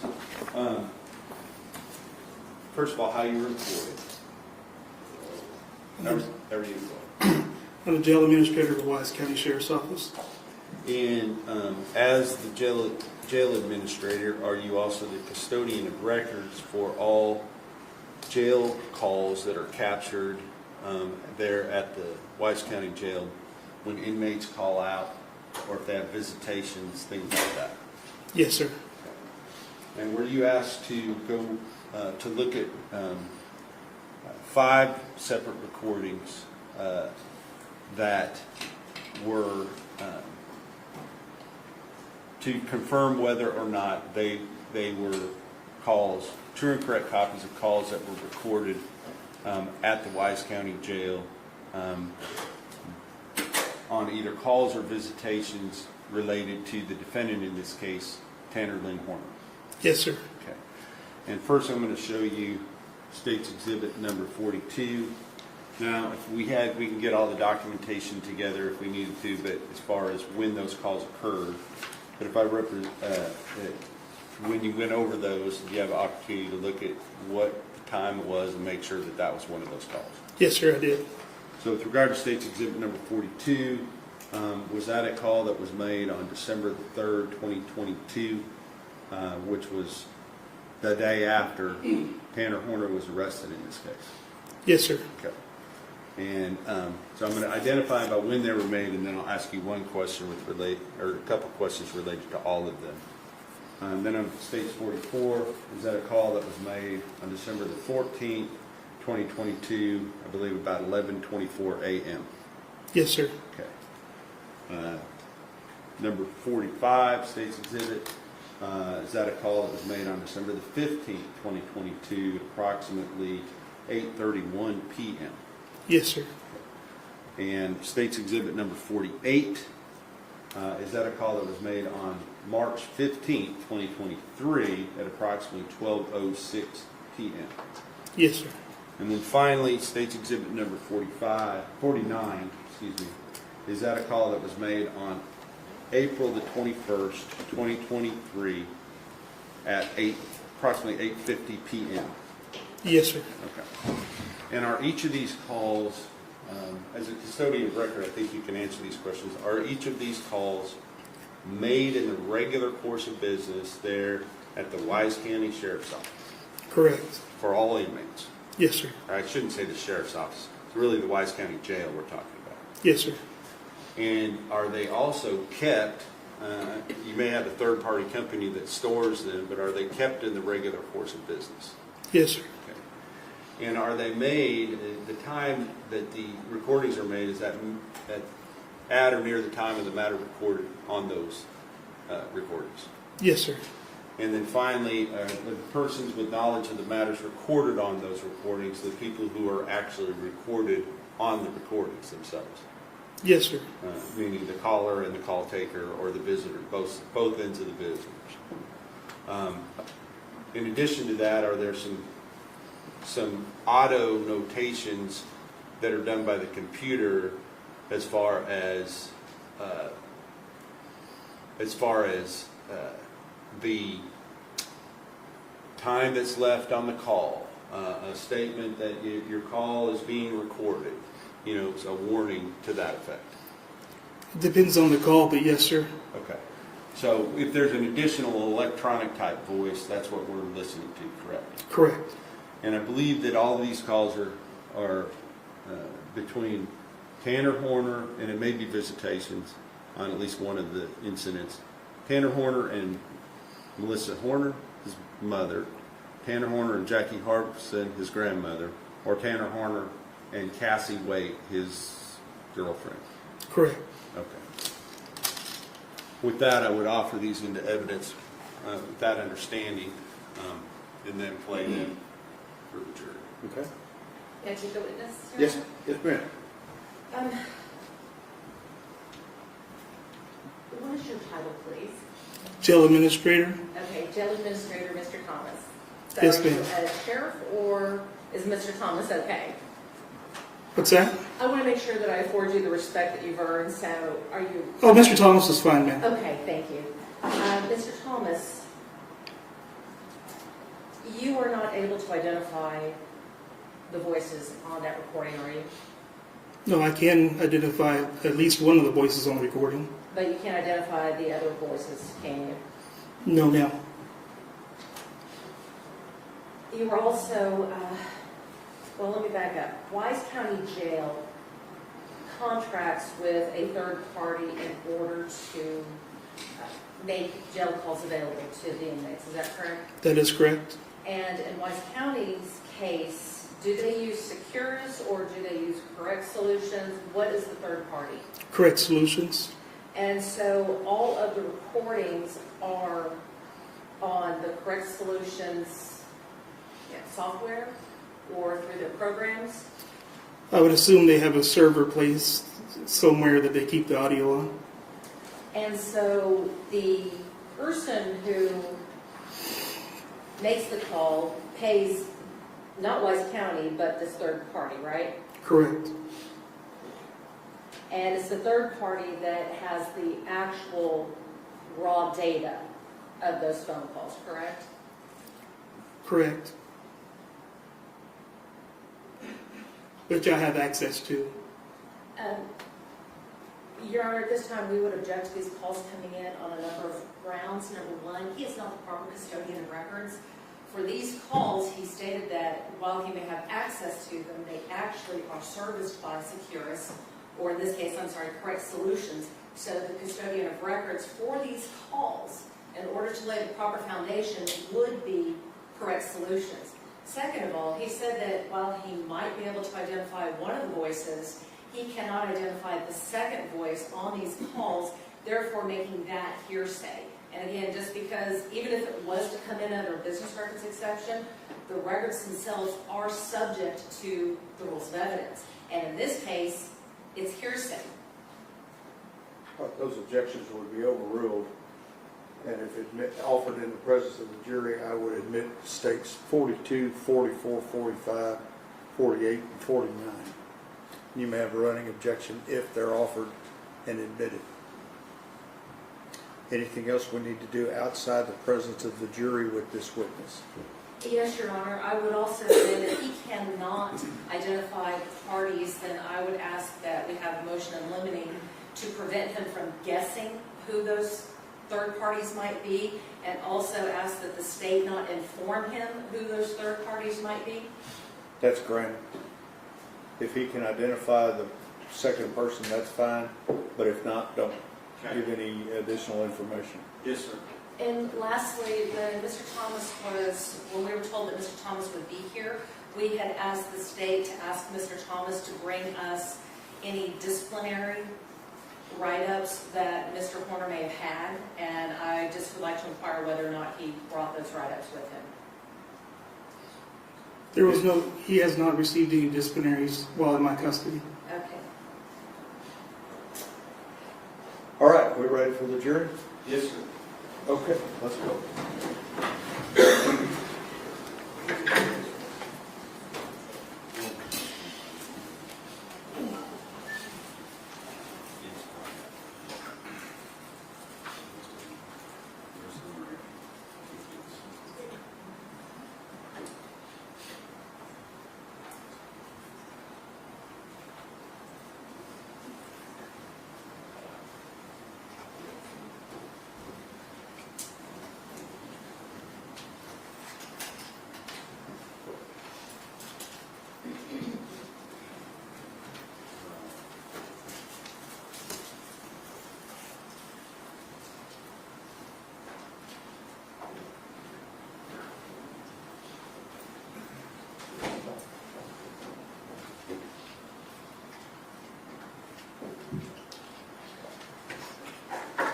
Everyone may be seated. Ladies and gentlemen, this witness has been sworn to testify truthfully. Mr. Barrett. Thank you, Your Honor. May I approach the witness? Yes, sir. Yes.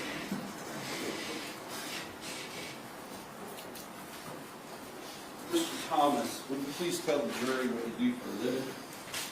I'm the jail administrator for Wise County Sheriff's Office, the jail division. And as the jail administrator, are you, do you act as the custodian of records for any type of phone calls that an inmate would make from the Wise County Jail? Yes, sir, I do. And are there also recordings done when a person has a visitation there at the Wise County Jail? Yes, sir. And are these recordings, are they made in the regular course of business for each and every phone call that an inmate makes or visitation? Yes, they are. And are they kept in the regular course of business through a third-party contractor, therefore the Wise County Jail? Yes, sir. And are they, the recordings themselves, are they made at the time that that the conversation takes place? Yes, sir. And are the person with knowledge of the matters that are recorded on those the two people who are having a conversation, either on the phone or in visitation situation? Yes. Okay. And with regard to any other voices that you might hear other than those two people that are engaged in the conversation, would those be electronic voices that are generated by the computer system that records? Objection, Your Honor, leading. Don't lead your witness. What would be the other type of voice you might hear besides those two individuals? You'll hear an automated voice giving a warning of like a 2-minute warning left, and at the beginning of the phone call, it'll tell them that there's a inmate from Wise County Jail calling them. And although you may not recognize both sides of the conversation, is there one person for each of these conversations? And I'm showing you specifically recording number 42, recording number 44, or State's Exhibit number 42, State's Exhibit number 44, State's Exhibit number 45, State's Exhibit number 48, and State's Exhibit number 49. Is there one person that is common and that you do recognize your voice on each of those phone calls? Yes, sir, I do. And can you tell us who that person is? Is it, Would you like me to address him as what I would call him as no, Okay. I want you to just tell me his name, please. Tanner Horner? Yes, sir. And with regard to that, are these true and accurate recordings of those that were made and kept in the regular course of business at the Wise County Jail? Yes, sir. And for identification purposes, State's Exhibit 42, is that a call that was made on December the 3rd, 2022? Objection, Your Honor, leading. Sustained. Don't lead your witness. With regard to, I guess it'll say there's some type of document at the beginning of the recording. Is that correct? Yes, sir. I can't tell you for sure if it states the date and time, but it does state the person calling and the location they're calling from. Okay. All right. Well, I will just offer State's Exhibit 42, 44, 45, 48, and 49 in evidence. Any objections other than those previously announced to the court? No further objections. Those are overruled. States Exhibits 42, 44, 45, 48, and 49 are admitted. May I publish? Yes. Your Honor, I would object to the publishing of these until the second voice can be identified. Okay. Objections overruled.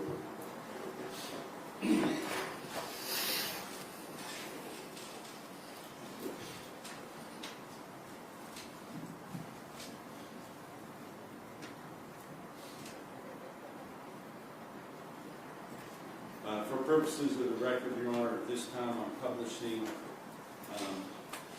State's Exhibit number 42.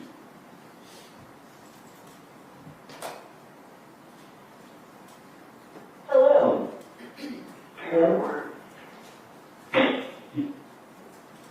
Is calling you from Wise County. Press 1 for accepting the call. This call may be monitored or recorded. Yes. Hi. Hello? Are you okay? Not really.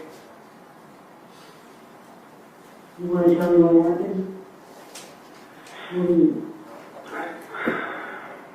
I pulled into this driveway and all that stuff. I was pulling forward and I was backing up, and then I hit the silver roll and. This call may be monitored or recorded. Go ahead. And then, she was crying. I tried calming her down, and it didn't work. And Okay. my thoughts were, oh my God, I'm gonna lose my job. Like everything started just. Okay. You should have called the state side. You just should call the state. I didn't know what to do, Mom. What does you? You had that person, and I know that's not wrong, but it's still a piece, okay? They're not going to look at it that way. I know. Please be calm. Don't be strong with this, okay? What? What did you do? What did you do? Did she die on her own? No. Oh my God. I know.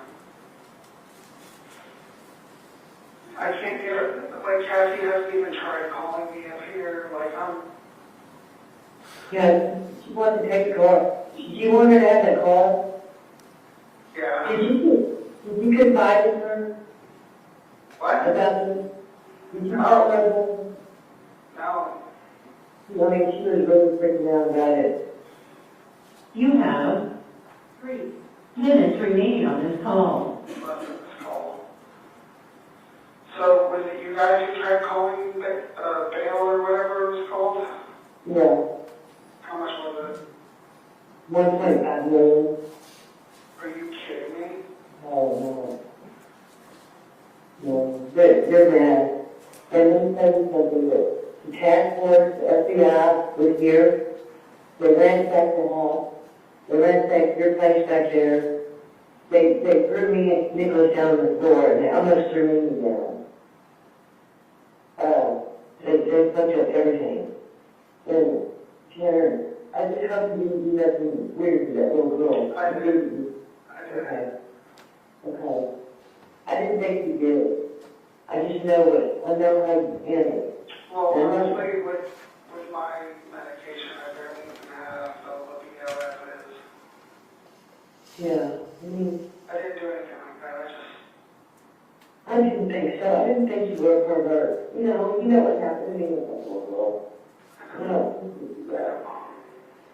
I love you. I'm so sorry this happened.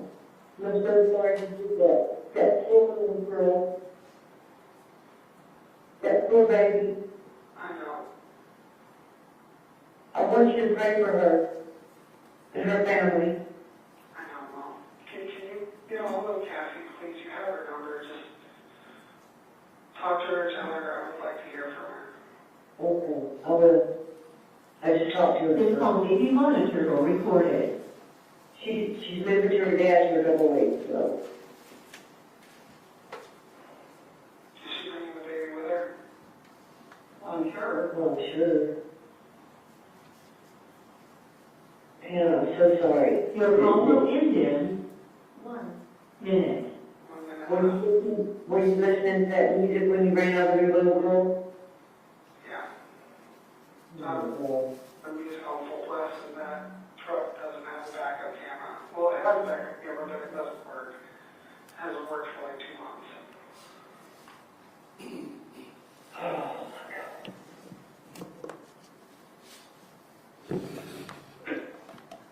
Okay, what? I love you and I'm sorry this happened. Please pray for that baby and pray for their family and you're in our prayers too, okay?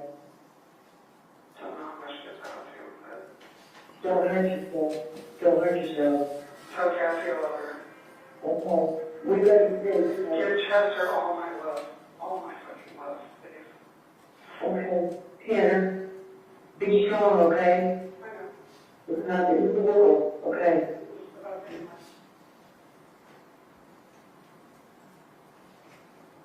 Now I'm going to publish for purposes of record, I'm publishing State's Exhibit number 44. Then I'm going to go to 3 minutes and 16 seconds or 3 minutes and 15 seconds into the call to start where I'm going to start playing it at that point. Which one is that? This call. 44.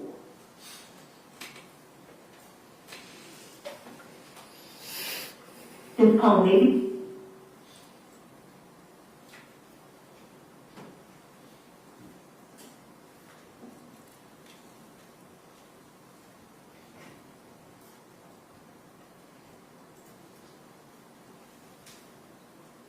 Apparently they work in the same office, so there's that. Judge, I'm sorry, we would object under rule of optional completeness. So you wish to have the entire phone call played?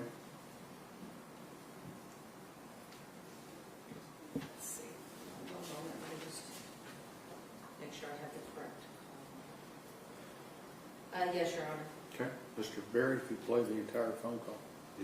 Just letting you know, it's 26 minutes, Your Honor. All right.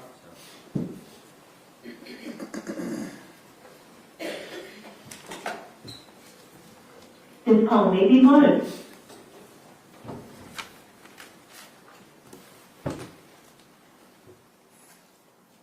Monitored or recorded.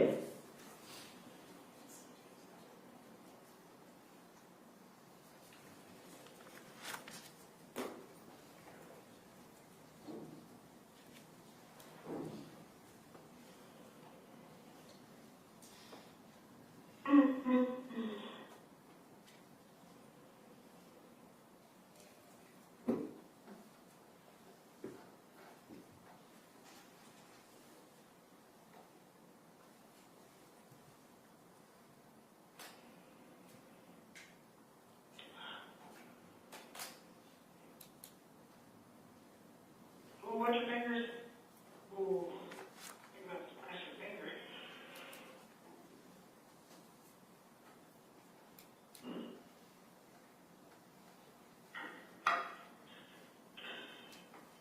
You know, you would think they would help you in here. I don't want to help. I want them to help you. I'm sitting here watching you struggle, and I can't just walk through the wall and help you get in here. I'm all right. I'm all right. I got out of the crazy room yesterday. Oh, you did? Yeah. Now they have me in the less crazy room. I actually have a toilet. They're giving me reading material. They gave me, so they gave me a Bible, right? Then I forgot how, like, the dialogue is, and I'm just sitting here like, oh my gosh, like I have to take a break, like, I have to take breaks constantly while reading because the dialogue is like Shakespearean almost. Yeah. Is it in King James? No, it's, NIV? No, not NIV. I can read the NIV pretty well. It's ESV or some bullcrap. Yeah. I want my Bible. The one that Pastor Vicky gave us when we all graduated. I want that one. That's in my room somewhere. It is. I think so, yeah. Yeah, I talked to him last night. He even came up here to find out when he can come. I showed up here yesterday because I thought I came last Tuesday, but it was Monday. But still, it's different. Now, I come on Wednesday, you can come on Wednesday and Fridays. Huh. I'm guessing Mom's outside. No, she did home and she said, "Hey, she loves you very much." And she's just so upset. A lot of people are. Yeah. I can imagine. So, I have two lawyers. One's name is Bill Ray. That's the one that looks like Steve. Yeah. And then another guy whose name is Steve. Really? He was holding me yesterday when I met the other guy, and I was like, oh, that's cool. But yeah. Apparently they work in the same office, so there's that. You would not believe all the crazy letters I am receiving. Oh. You haven't seen nothing yet. I mean, it's world news. World news. Shit, I have to tell you, though, freaking, I'll talk to the first news station that can bail me the fuck out. I have to say that, but I don't think it's tough that would happen. Yeah. I don't know, this is $1 million item right now, I guess. I don't know. Doubtful, though. So, do you have, why haven't you called? I put $50 on the book. Oh, because I don't have your number. You don't have. When they took my property, I don't have anything to write that down with. You're going to have to give that to them. Be like, hey, give this to Tanner. Please, for the love of God. Otherwise, I would have been calling you. I know. It's a very frustrating thing. And I just borrowed this pen from the lady at the desk. That we're not supposed to have them. But I said I need to take some notes. That's a dumb little pen, isn't it? Yeah. It works. That's dramatic. Okay. Have you talked to Cassie at all? No. You're never going to believe who sent me mail. So Nicole sent me a letter before Cassie does. How do you think that makes me feel? I just want an update on my freaking son, man. Nobody can tell me anything.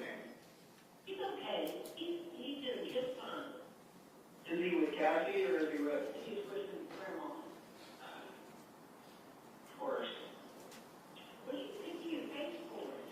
Because I had an ingrown hair the other day, and like I started messing with it, and they don't let me cut my fingernails, so it just kind of gets bad. Yeah. But honestly, I need her dad's number because our phones are off right now by this point. I know they are. So where is your phone? With the detectives. I can't even get any numbers off of it. Hey, that's okay. Otherwise, I would have been calling everybody. Jonathan, everybody. I tried to look up Jonathan's number. Yeah, you'll have to contact him. On Facebook, his name is Jonathan Earthgazer, because Earthgazer is the name of his band. Okay. No, I'm not on Facebook. Can't get off of it. Totally off. Well, that's the only way you're going to be able to contact a lot of these people. Okay, so I just called you. No, I need you to. Like, you're not getting it, Amy. No, I do get it, but you don't get all the hate that I'm getting from them. Hate? You shouldn't be receiving any hate. Oh, it's you. We're not supposed to talk about it. We're not supposed to talk about the case. I want to know what they're saying on TV, because I guarantee they're always making it worse than it is. Oh, yeah. Well, it's coming out that, you know, you didn't write it right. No. Are you kidding me? On my medication, I couldn't even get up for Kathy. I know that's a little bit too much information, but still. Like, see, all they know is that a second starter kidnapped her and killed her and dumped her body. And I mean, that's basically the story from like what everybody is saying. Like everybody here, that's who I am because of the TV. Yeah. You know, you would think that I would have, like, people involved would have to sign waivers with shit like this, you know what I mean? Then again, these people are, they're monsters. They're terrible. They want their story. Yeah. That's all they want. That's why I'm kind of tempted to, like, right now, they're like, hey, you guys bond me out and give me like $1 million extra? Yeah, I'll give you your story. Like asking the baby at a nice house, fix up y'all's house. You can do that with $1 million. Give little leftovers to the family, that whole thing, but can I not be? Dude, they have not. I haven't been on my medication in almost 2 weeks. I'm feeling emotion. I broke it down the other day because I know that Chester's going to be looking around during Christmas. All his family members are going to be around. His best friend in the world is going to fucking be there. You know he's a daddy's boy. Yeah. Well, keep him alive, and, you know, you're keeping him alive a little more with him. All I want for Christmas is just pictures of you guys. Your mom's working on that. So I've got it. We don't have very many good recent pictures. I can send you the pictures. My Facebook has pictures. You can just literally just screenshot it on a phone. Oh. And like honestly, they celebrate their Christmas at you know, their grandparents' house. They do all the presents and all that stuff the day before. So, like, go over there. I'm pretty sure they won't mind having you around. They really, you know how they feel about it. They love the shit out of you. And you know Chester will love the shit out of you. Oh, yeah. Just give them pictures. I was going to be the one that didn't fuck up, baby. I was going to be the one that didn't fuck up. Well, if people know that because they know you don't have any kind of record. The people that know you and know you're not that kind of person.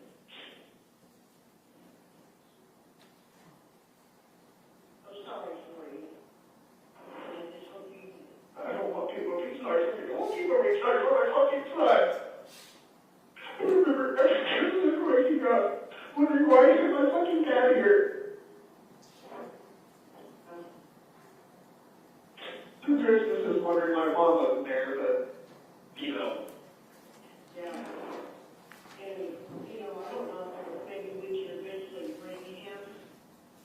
co-signers are list.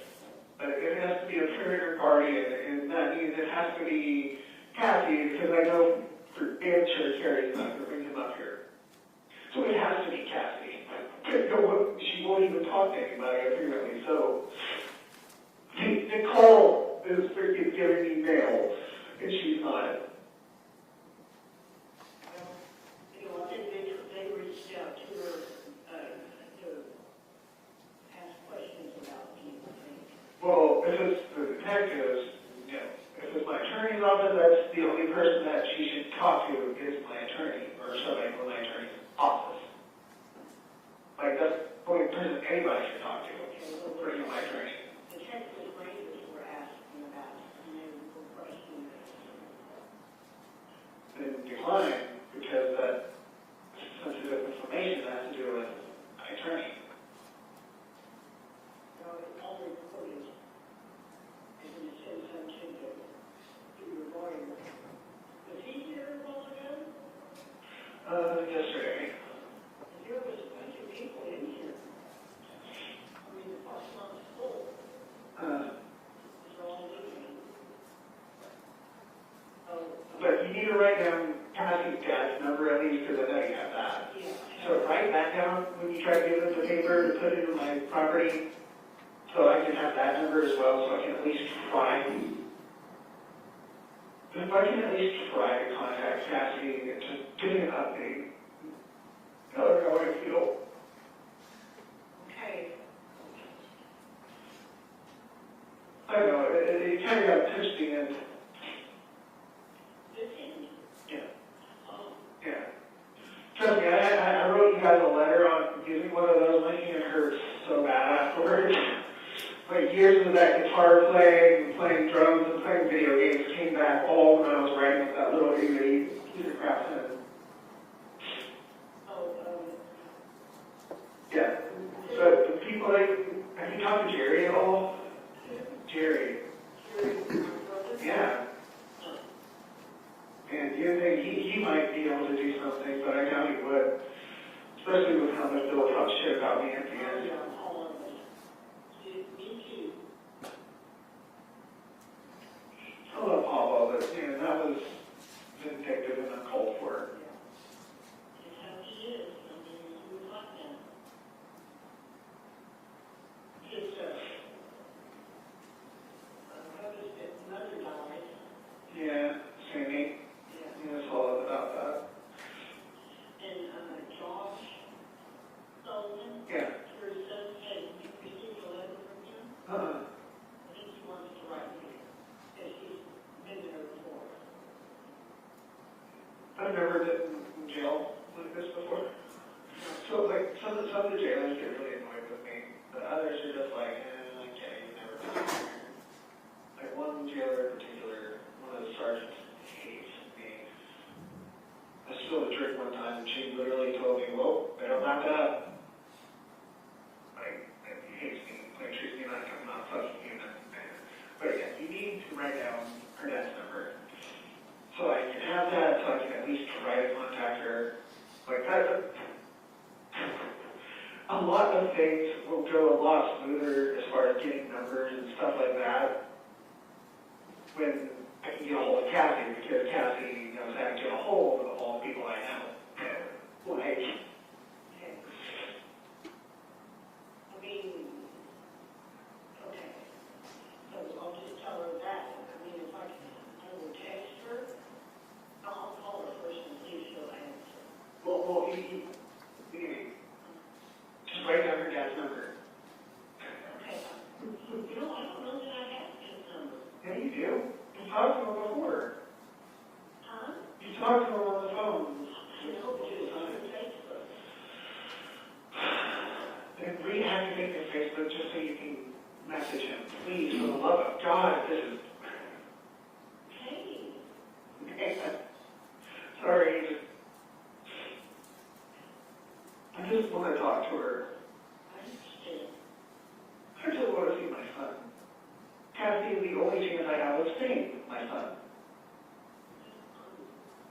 I would think. It has to be a parent or guardian. So it has to be Kathy for her mother. And trust me, I would rather not put Carrie on my list, because she won't come up here anyway. Right. By the way, my attorney is potentially interested in working with Tommy. Oh, yeah? Well, at least, talking to him, since Tommy's passed the bar, this actually might be good for him. Get some experience in that whole thing. I don't know. Yeah. I don't know how it'll play out, though. And I can only imagine what Jonathan's going through right now, because his brother went to prison a few years ago. Yeah. Now his best friend, and it's... Well, maybe since you don't have, doesn't matter, what else doesn't matter? But, yeah. Know what I would be doing right now? Freezing my ass off in a truck, excited to get to an apartment. That's what I would be doing right now. It's kind of chilly today. Yeah, I know, trust me. I don't get underwear or pants. Not in this thing. Not until I'm off the watch, so, No. Not in the least bit. My blanket's made of the same material. Is it foam? No, it's essentially a blanket about that thick. Yeah. It's a bit cold. A lot of people in it? Huh? Yeah, I've seen a lot of people come and go, and all of them look at me like, that's the guy. Every single fucking one of them. There's this one like Mexican gangster dude, just looked at me like with this hate-filled rage in his eyes. Apparently they might keep me from the general population being tracked down here, possibly. Yeah. I mean, I'm a bit of an introvert anyway, so it's not that big of a deal. Getting 2 books from the library, hopefully they come in. One is a Star Wars book, and one is the second Harry Potter book, because they only have the second and third ones. They have all of the Twilight books, apparently, so I might read through those for the first time since high school.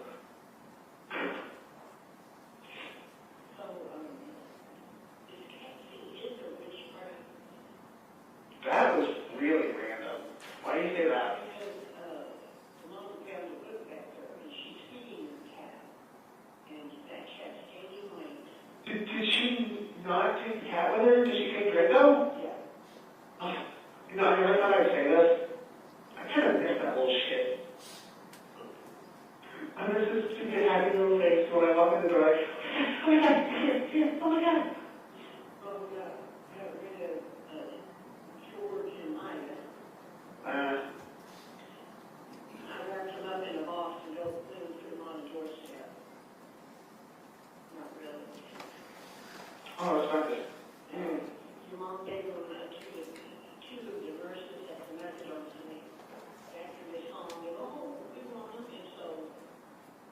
Oh, that's good. Yeah. That's good. I can't wait till I can get a razor. Just shave my face because, it looks terrible.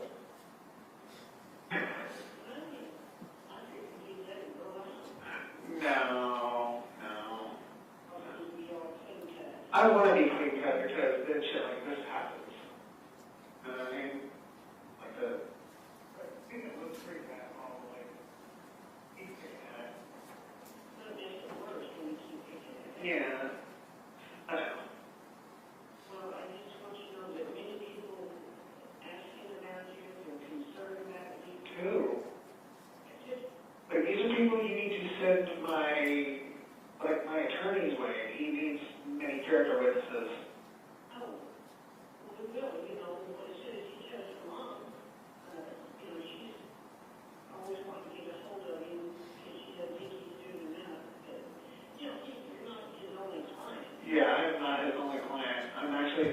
high-profile client. He's actually working his ass off right now, as far as I'm concerned.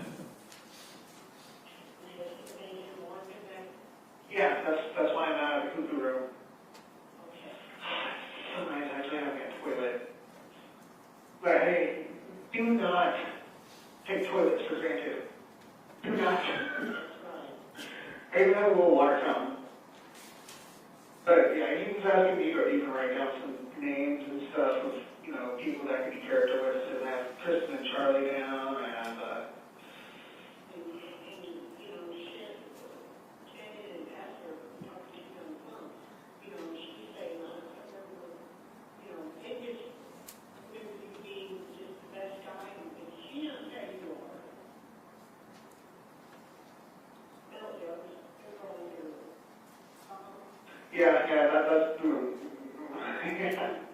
yeah, trust me. It's one of the, quote, perks, unquote, of being autistic.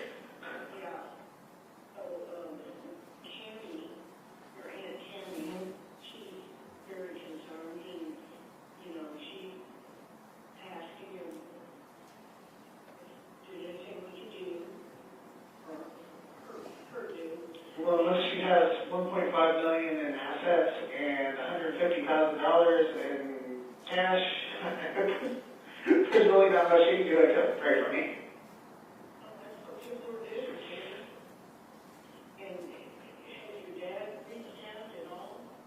No, for all I know, he's messed out and hasn't even seen the phone or news in like 2 weeks. He probably doesn't even know. I see him on Facebook. I see him on Messenger, not Facebook. I see all these pictures out there. You know where? Yeah. And I tried to call him, and it wasn't a good number, I guess. What do you mean trying to call him? Well, to let you know about you. Of course, I'm sure he knows now. I'm pretty sure everybody knows. And this is definitely not a thing that's like, you know, like, according to my attorney yesterday, this is literally like national news. Like, it's not just like Texas news, it's national. Man, I always wanted to be famous, but not like this shit.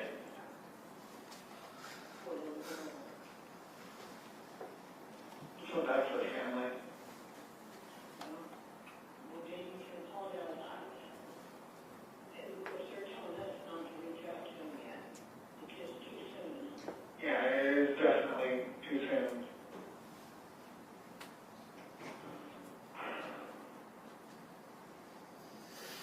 I miss my son. I missed my son before I got arrested. Yeah. But yeah, you need at least talk to Carrie and see how she's doing for me. Oh, I will. And really throw some pictures off that she sent me, and because I asked her, I said, I want to send Carrie some pictures. Can you take pictures, you know, like you always do of him? And there's one cute one, and you'll see it. It's got a backpack on at the door. Like, I don't know what he's doing, but he looks so grown up. He's getting so big. Oh, I bet he is. And every single day I notice he looks more and more like your old dad. Yeah. Oh, it's going to kill Cassie. Just, if you can, please, just put give them those numbers and tell them to put them in my property or my box so I can contact you guys, because, man, like, get lonely. I feel bad for every time that I always put off sending Mom a letter back, because I do. I mean, then again, I'm not even in a regular cell yet. I'm still on watch, so I was like the last week and a half I've been under like a surveillance type situation. You know what I mean? Once I get a regular room, I'll actually apparently have TV and everything like that thing. Took a little bit off of my last paycheck to buy stuff from commissary. Hopefully that'll come in. Hopefully my stuff will come out of the evidence room soon, and I can give you guys that order card so y'all can get Chester stuff, presents, beggars.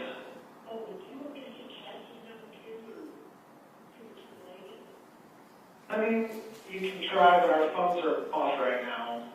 The bill's due on the 8th. Yeah, it's not going to do much good to give me her number now. Getting her number right after I would have got in would have been wonderful, but yeah. Oh, you can probably get her dad's number from her mom. Yeah. And then when I call you guys, since you're transferring your numbers over to me, I'll be able to attempt to call. And if they don't answer, then I guess it's them.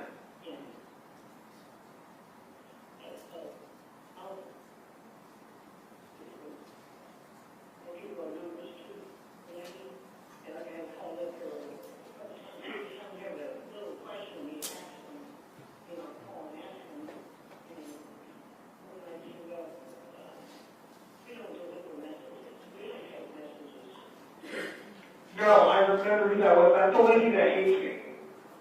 Like, they can take messages. That's the lady that hates me. So if it was for me, that's why. They are allowed to take messages. She just literally hates me. I even talked to the NHMR lady about it. She said, we'll try to put a stop to that. No, it's not professional. She's an older lady. Ironically, her last name is Collard. I tried collard greens for the first time I was here, by the way. Oh my God, it's so good. Yeah. Man, it just tasted like, oh man, I'm actually going to be able to poop and not string today.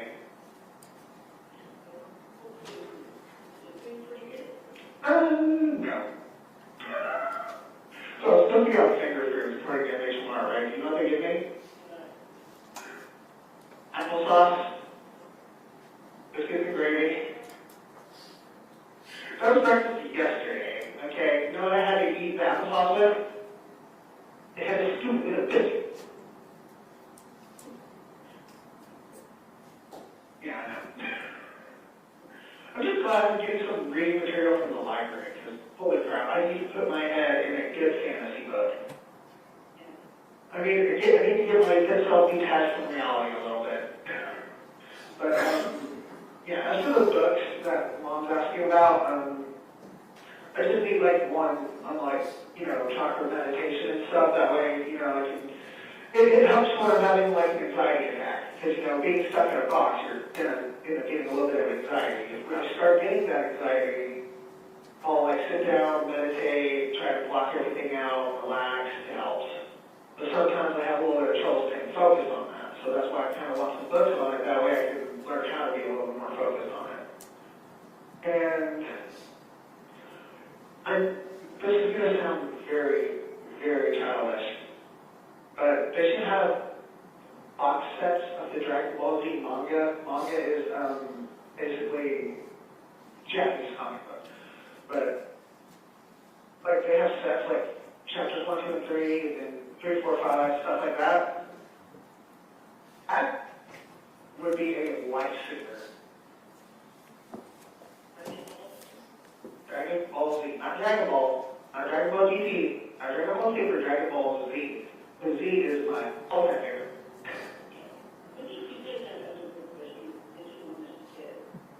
Bringing. Your meditation. Oh, no, just what I was saying just now. Just something on like chakra, meditation, stuff like that. Chalk. Here. You have a pen, you have a paper.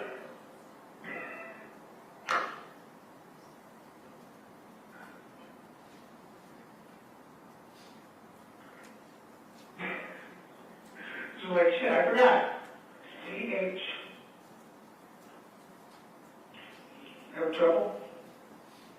That's it. take a short break. I need about 10 minutes, okay? Call you back in just a few minutes.